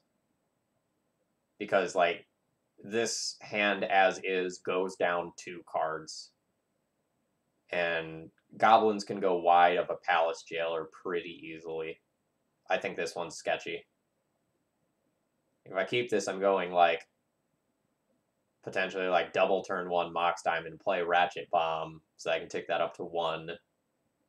And then, like, hope to draw land, palace jailer, and my opponent doesn't play more than 1 creature. I'm going to ship this one. On 5, I'll keep this. I'm not pleased. I will top the Arbiter so that I have a good turn 2 play. I do not like my chances of winning this game.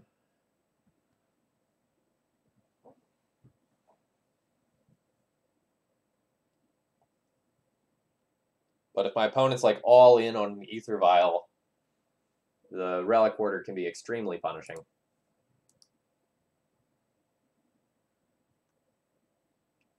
Also, if I just like Arbiter and keep them from fetching, like there's a world where that's fine too.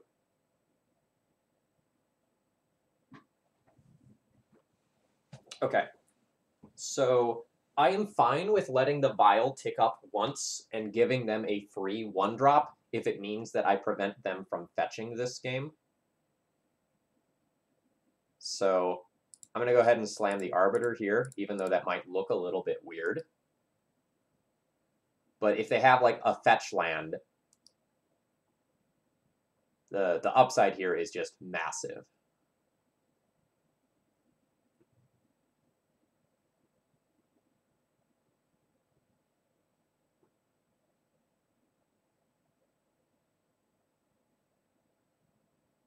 Yep, this was something I was fine with happening. Again, opponent could have like cast that already, so this is fine.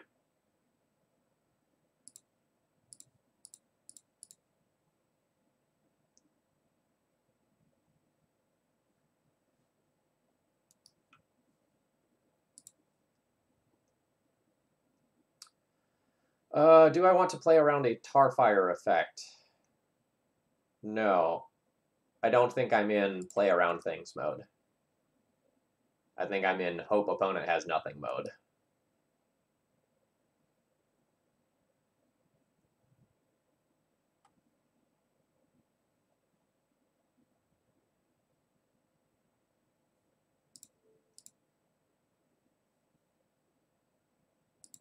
I mean, I will accept your like cycle gem palm incinerator and trade your lackey. That's fine.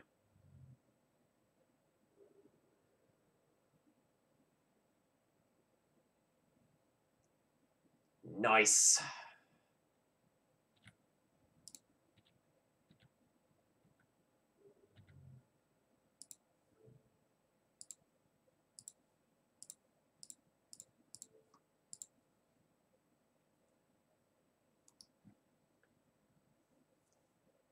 These clerics doing some work.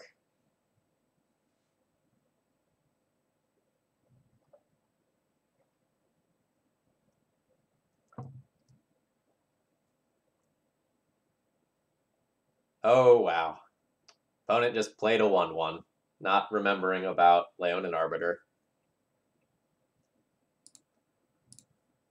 That's pretty okay for me.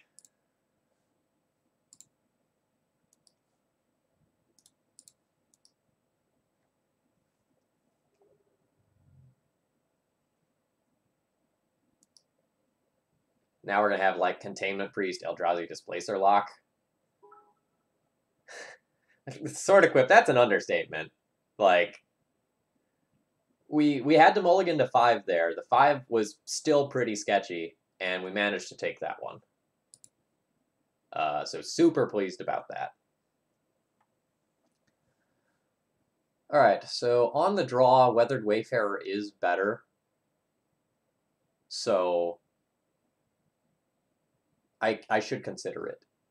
Yeah, I have no regrets on mulling the 7 or the 6.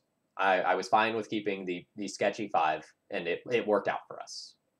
Very, very well, admittedly.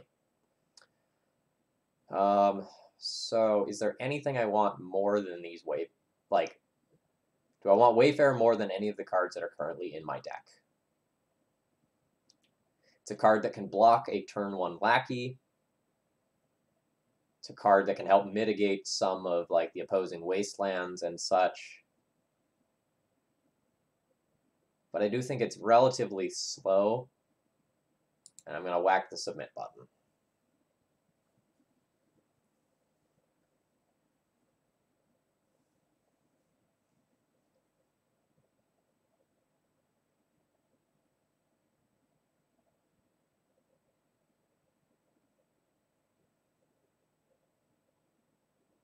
Hand looks great to me.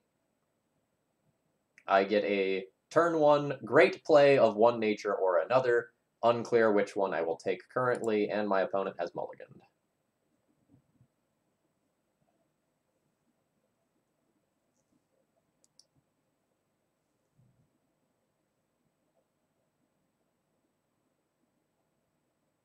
Skirk Prospector. All right. So, what's best in the face of that? Probably Arbiter.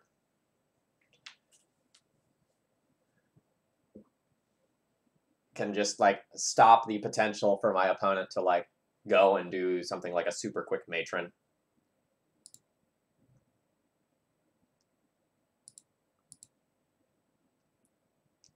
And I think it's close which one of my lands I discard here. But I see myself wanting mana this game rather than denying my opponent mana.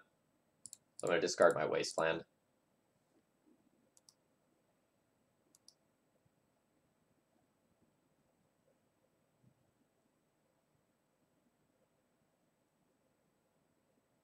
This Pontiff has a lot of potential to be great.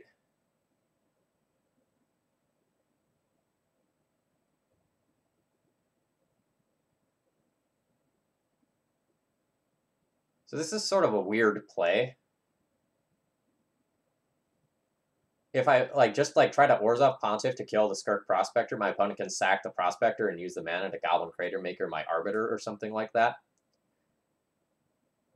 So I don't think I Pontiff yet. I think I try to sandbag that for another turn or two. and just hope that Skirk Prospector doesn't just like absolutely destroy me.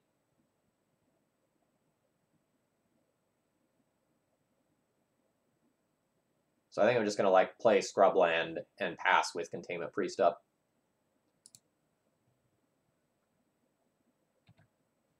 No attack with the Arbiter either.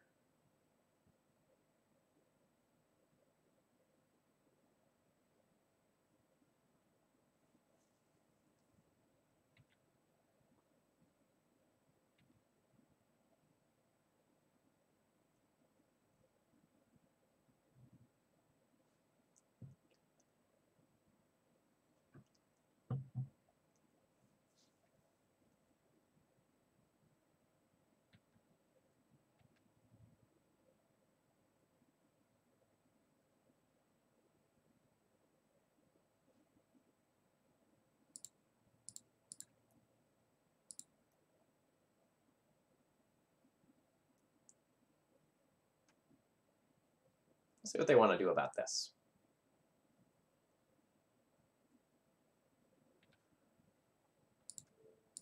I would rather keep my Arbiter than my Containment Priest on the current board.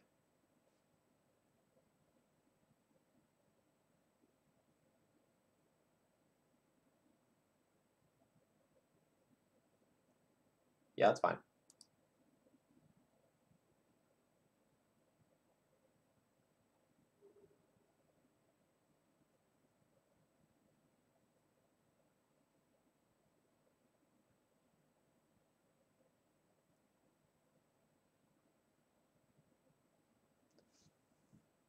So if I play Pontiff, I kind of get a weird 2-for-1.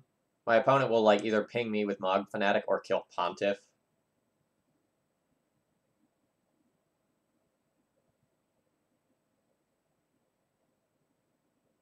Is this an okay enough position to use the Pontiff? Like it's the 2-for-1, which is great, but do I need to be greedier about it? It's very possible that I should be greedier.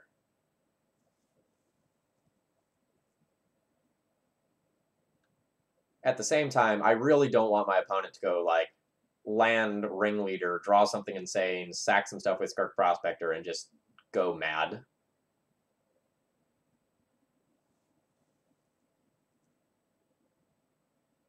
Unsure whether or not I should Pontiff. Because like neither of the cards that are on board are objectively all that good.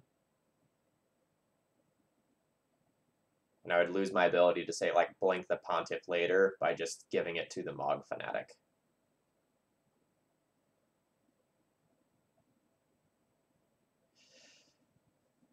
I'm gonna go for it, but I don't feel good about it.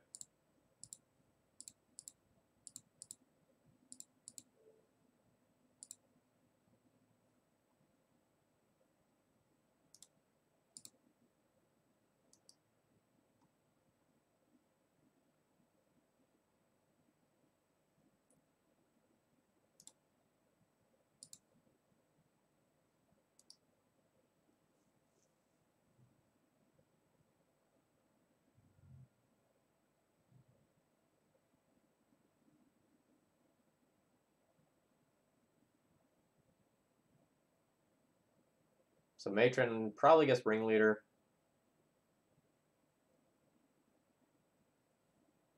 Yep.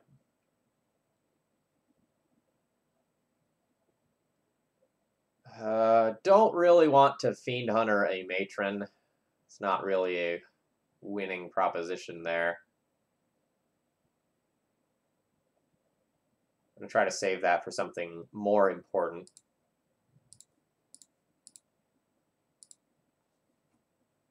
I'm going to play a 2/2 and pass the turn.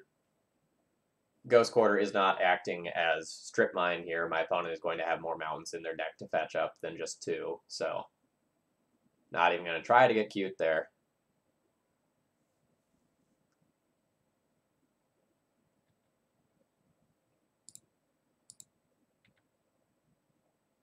That was rough. It was really rough.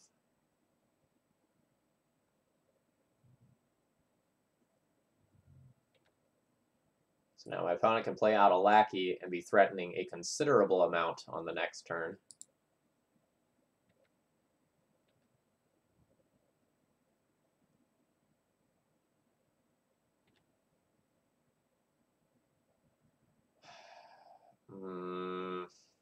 I need to take that to potentially leave this around to muck with the lackey, depending on what I draw. That's no good.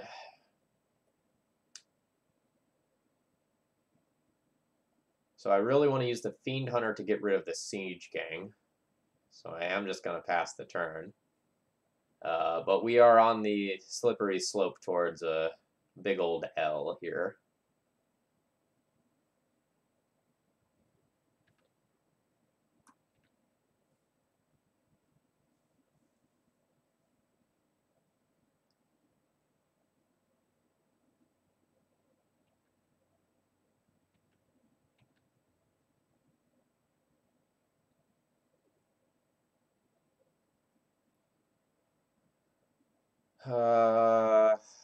Will I trade for the War Chief that gives the Siege Gang Commander a haste next turn if they just cast it?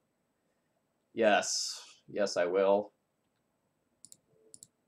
But again, my lines are not feeling good. I'm behind on board against a deck that can grind very well.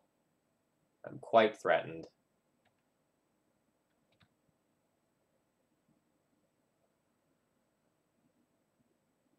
Well, Dismember does something.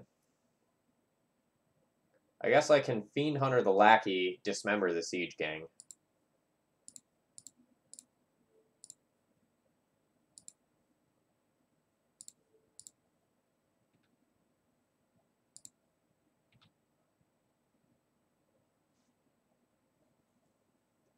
At least I have a 1/3 now, so I can block the stuff that's on board. And potentially take out some of the small things.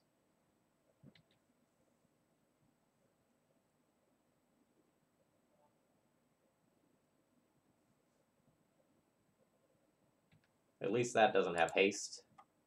Ardor, thank you for following. I hope you're enjoying the content.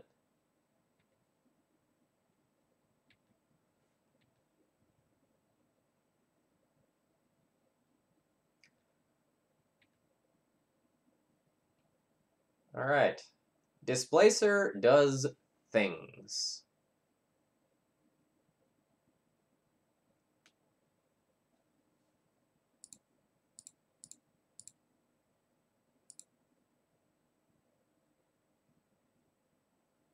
Notably, I can displace my opponent's Siege Gang commander and give them more goblins.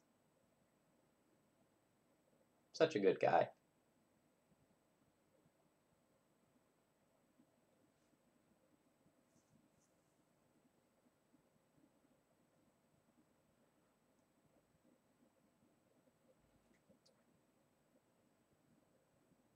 So kind of when I was initially talking about the deck, one of the things I thought was that like my beginning game was going to be so much better, but in a lot of cases my ability to like end game grind might be worse than D&T. So like for example, we don't have some rips like say Stoneforge Mystic or Recruiter of the Guard that would just be absolutely stellar under normal circumstances.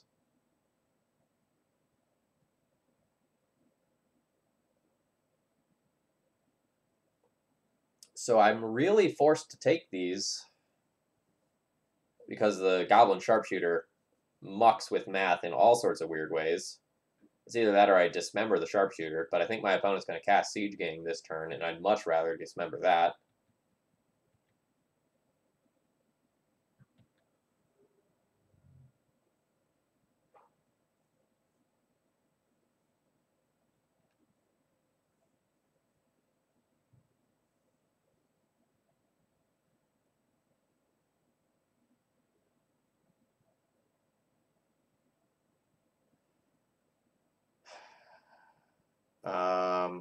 I could wait till my turn to dismember, but I'm going to dismember now and pay 2 life in order to do so.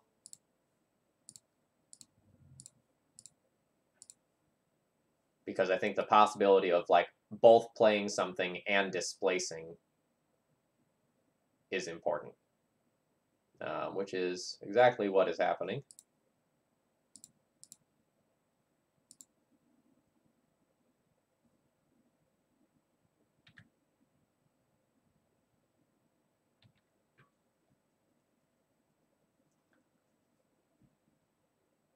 So if there's nothing else that is like mission critical to blink with Displacer, I might be at the point where I like displace my Fiend Hunter and switch it to Pile Driver.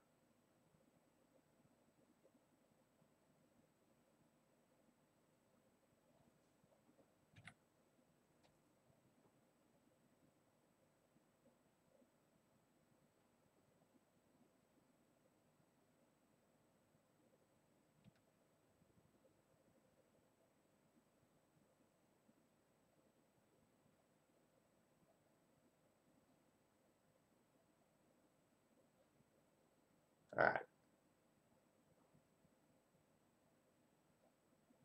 So how do I muck with this Goblin Sharpshooter the best way that I can? So I could go block Fiend Hunter on Pile Driver, block Displacer on Ringleader, block Arbiter on Matron, then displace Fiend Hunter, switch it to Sharpshooter, and try to whittle down the board.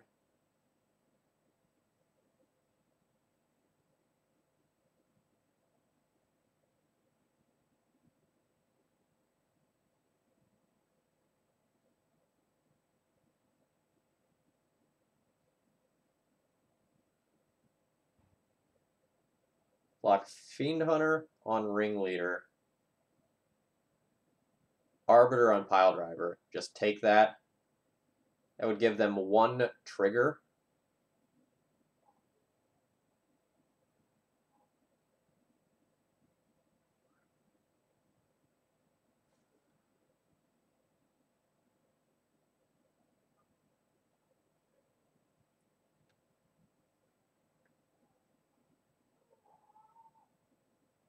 Some weird children screaming outside of my window. Don't really know what's going on there. All right, so what you said was this and this, and just let these trade. And then end of combat, I can safely blink. So I can do this, and then with all the dies triggers on the stack, yeah.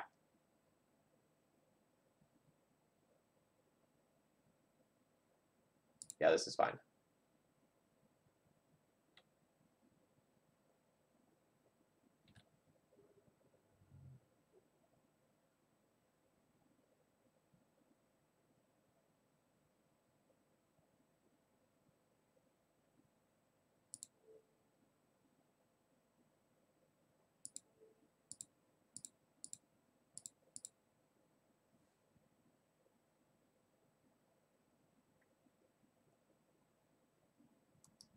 Oh, geez. Do they have, like, Matron for... Oh, God!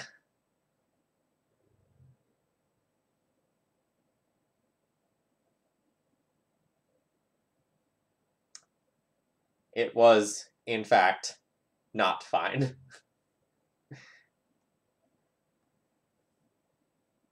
I was worried about just, like, Matron for,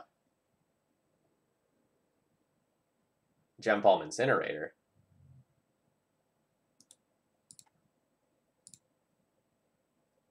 We're done, Zo.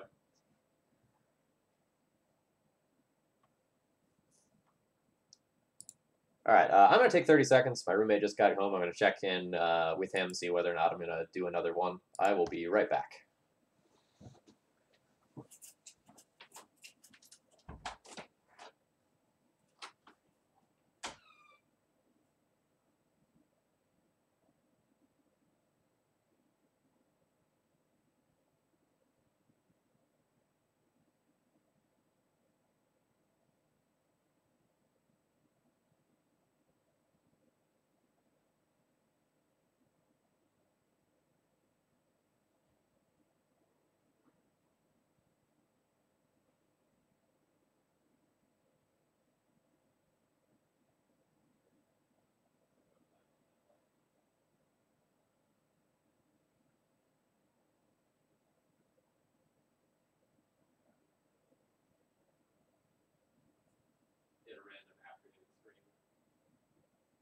is. Fuck it. Alright. Uno mas. Got time for one more. My roommate's starting to cook chili, but it won't be done for a little while. While we're in queue here, somebody posted this really weird D&T list to the source that they got second place at one of their local tournaments using a 4 of Orzhov Advocist. So it reads, at the beginning of your upkeep, each player may put 2 +1/+1 counters on a creature they control. If a player does, creatures that player controls can't attack you or a planeswalker you control until your next turn. So in other words, every turn you can put 2 +1/+1 counters on one of your creatures with no downside. But your opponent can also put 2 +1/+1 counters on one of their creatures. But if they do, then on their turn they can't attack me. So it was a super interesting list. It was one of those things that, like, I looked at it and I raised an eyebrow and I went, like, is this good? Because I legitimately could not tell. It seems interesting. It's unique. It can spiral out of control very quickly. But, like, the first thing I was thinking about is, like, God, True Name Nemesis plus this is just, like, terrifying. Take a turn or two off, grow it into some big, and then just whack and kill me in 2 or 3 shots. And they admitted that, and so they started running, like, Council's Judgment in the main deck instead, for specifically that reason. So this was cool. Don't know if good, but cool. Fucking Lewis! Lewis, why? All I ever do is play Lewis. This is the Lewis Appreciation Club.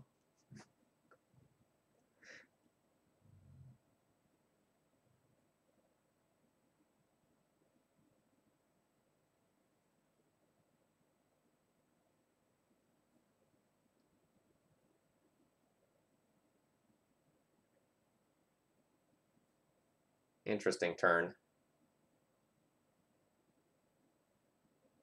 I'm going to go Plains, Mox Diamond, discard my Shambling Vent. And then, like, the world is my oyster, and I get to pick any number of these, and they're all awesome. I think Chalice is the highest upside one. So I'm going to go ahead and play that. I don't expect it to resolve. Oh. Or it can. Great.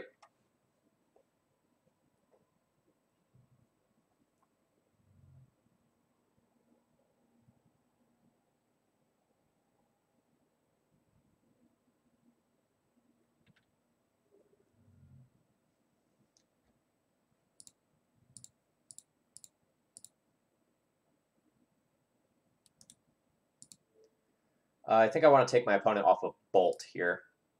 Or no, I guess that doesn't matter. That was bad. I should have taken them off of Underground Sea Frigger or Mega Angler. But I guess, like, similarly, this stops another young Pyromancer from hitting play. So maybe it's all moot.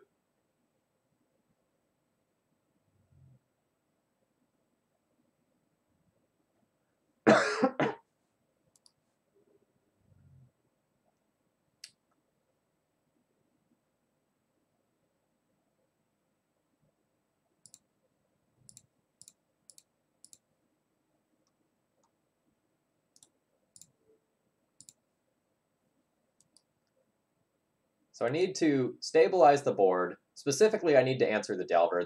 The Pyromancer isn't, like, super a big deal. I will trade for it, though. 100% will trade for it, especially after my opponent played out the Wasteland there. Do I want to Wasteland the Wasteland? No, I want to Wasteland colored sources.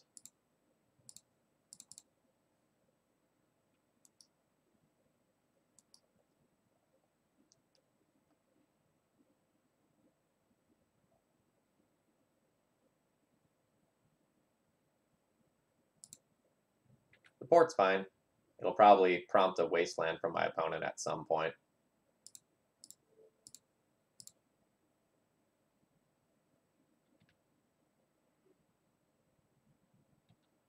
Alright.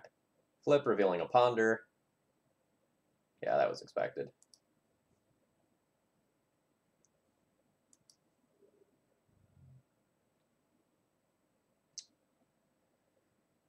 So I could like start attacking with this Arbiter, but I just need to like take this Delver off the board, and then I probably win the game.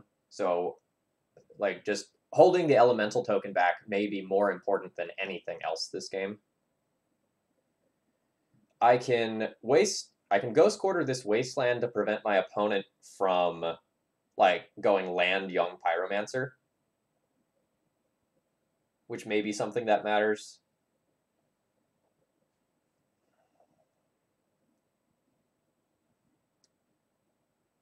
So I guess I'll do that.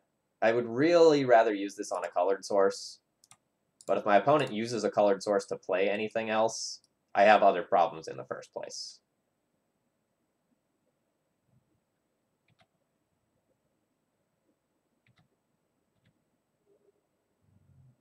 All right, I really need something, deck.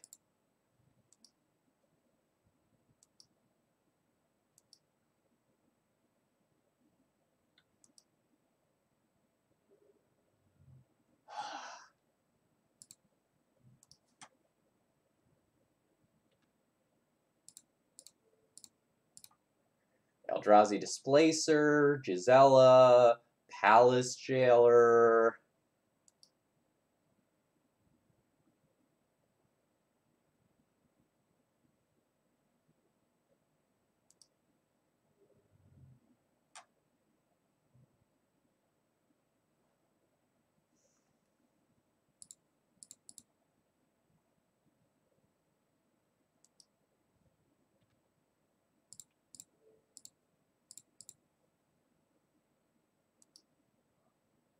This is disappointing. And now I'm just like 1 mana short of being able to like both play Displacer and activate it. It's kind of tilting.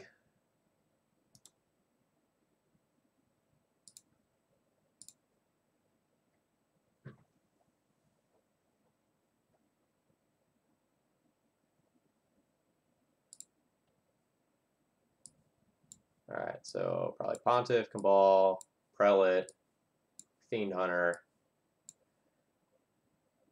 Jitte, not Spyglass, Ratchet Bomb, Swords. I think before we did Weathered Wayfarer out, the Palace Jailer out. I think we did the Containment Priests out.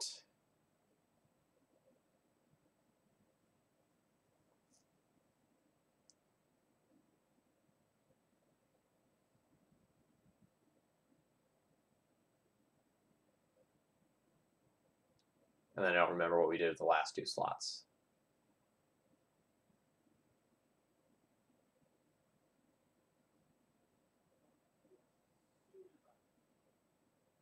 Possible that 3 Pontiffs is too many Pontiffs.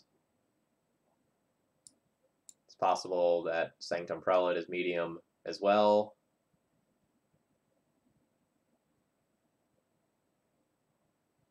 So I think what we did before was we left Cabal in the board and then didn't play the second Pontiff. I think this is what I'm going to do when I'm on the play. When I'm on the draw, I might adjust and go like Pontiff in, Prelate out, or something like that. Although this is potentially very good on the play as well, just for like the incidental life gain.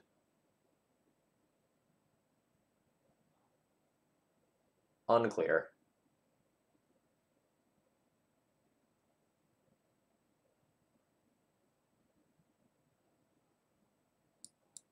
Play 1 Ratchet Bomb.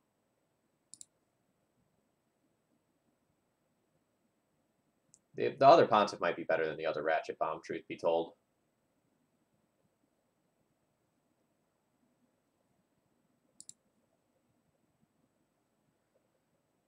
I have the right cards for the matchup, but I'm missing colored mana, and I don't think I can win the game without it. So I'm going to mulligan this one towards something that's more stable.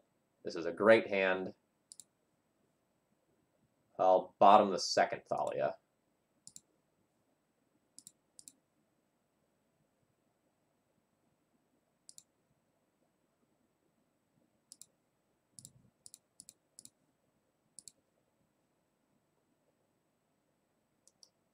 All right, we have successfully chaliced.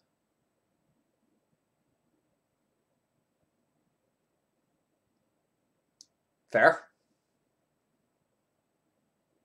So magic goes. Alright. So on the draw, I think I want this other Pontiff, and the Weathered Wayfarers get much, much better. At the same time, though, I kind of just want to have like a high density of removal spells when I'm on the draw, so I don't just like get got and die. So maybe I'm supposed to just like trim Arbiters when I'm on the draw.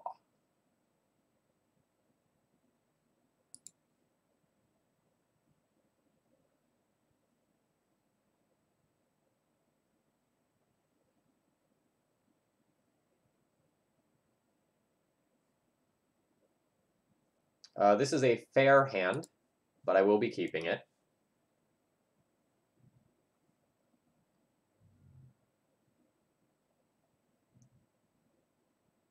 Like, as is, we have the possibility of curving either, like, Ratchet Bomb or Thalia on turn 2 into Fiend Hunter on turn 3. And that's fine.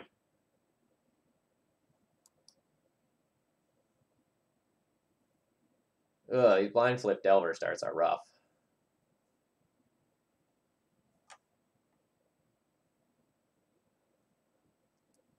I'll probably play out Ratchet Bomb on turn 2, just to, like, try to take the Delver off the battlefield, rather than play out one of my lock pieces.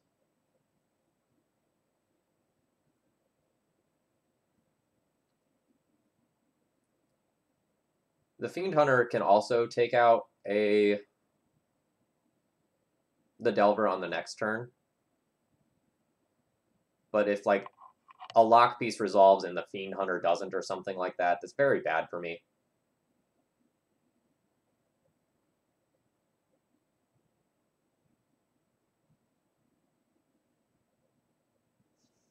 I think this is a tough turn. Like, I'm 100% playing Plains.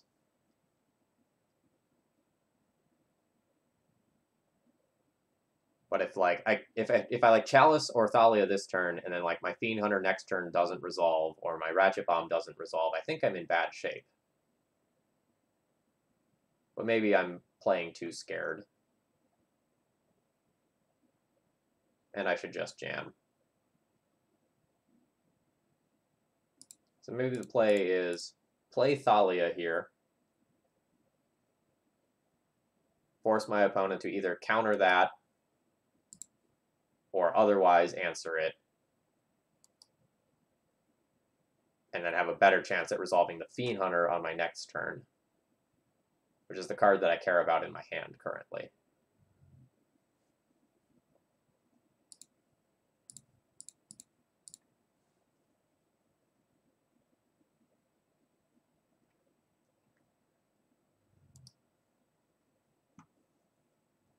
Second days would be rough.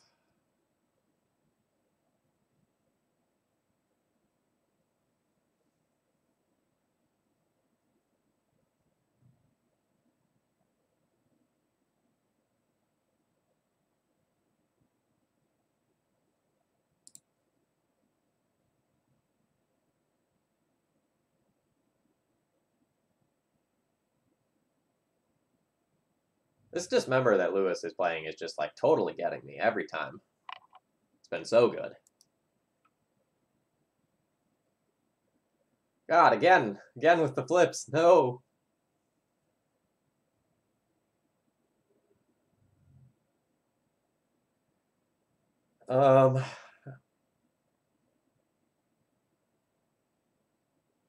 So I could play Scrubland this turn in order to play around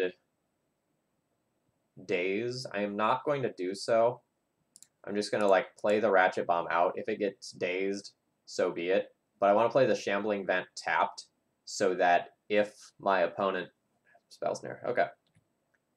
So that if my opponent does answer the Ratchet Bomb, I have the possibility of swinging back with Shambling Vent and gaining some life.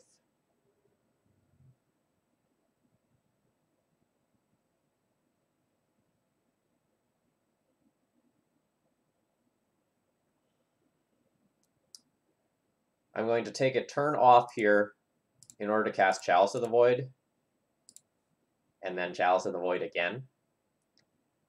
because I don't think I can beat Lightning Bolt on Shambling Vent if I go for that this turn.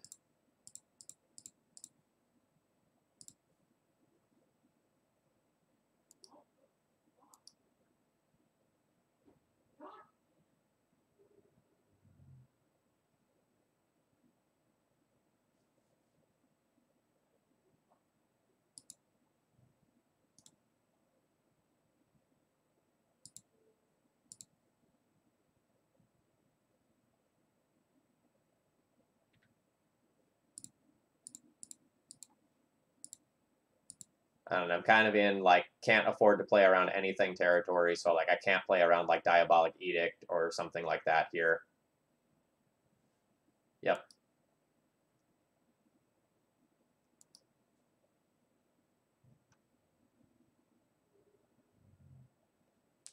Alright. I just died to Delvers not being able to answer them 2 games in a row. So be it. That's fine. It's kind of frustrating because I think I'm extremely good against Delver. And I feel like I have enough removal spells. Like in the sideboard, if we count this as a removal spell, like there's 7 more removal spells coming in. Plus there's the main deck Fiend Hunters and Dismember and Jailer and Double Pontiff. We just didn't, like, draw them and or resolve them.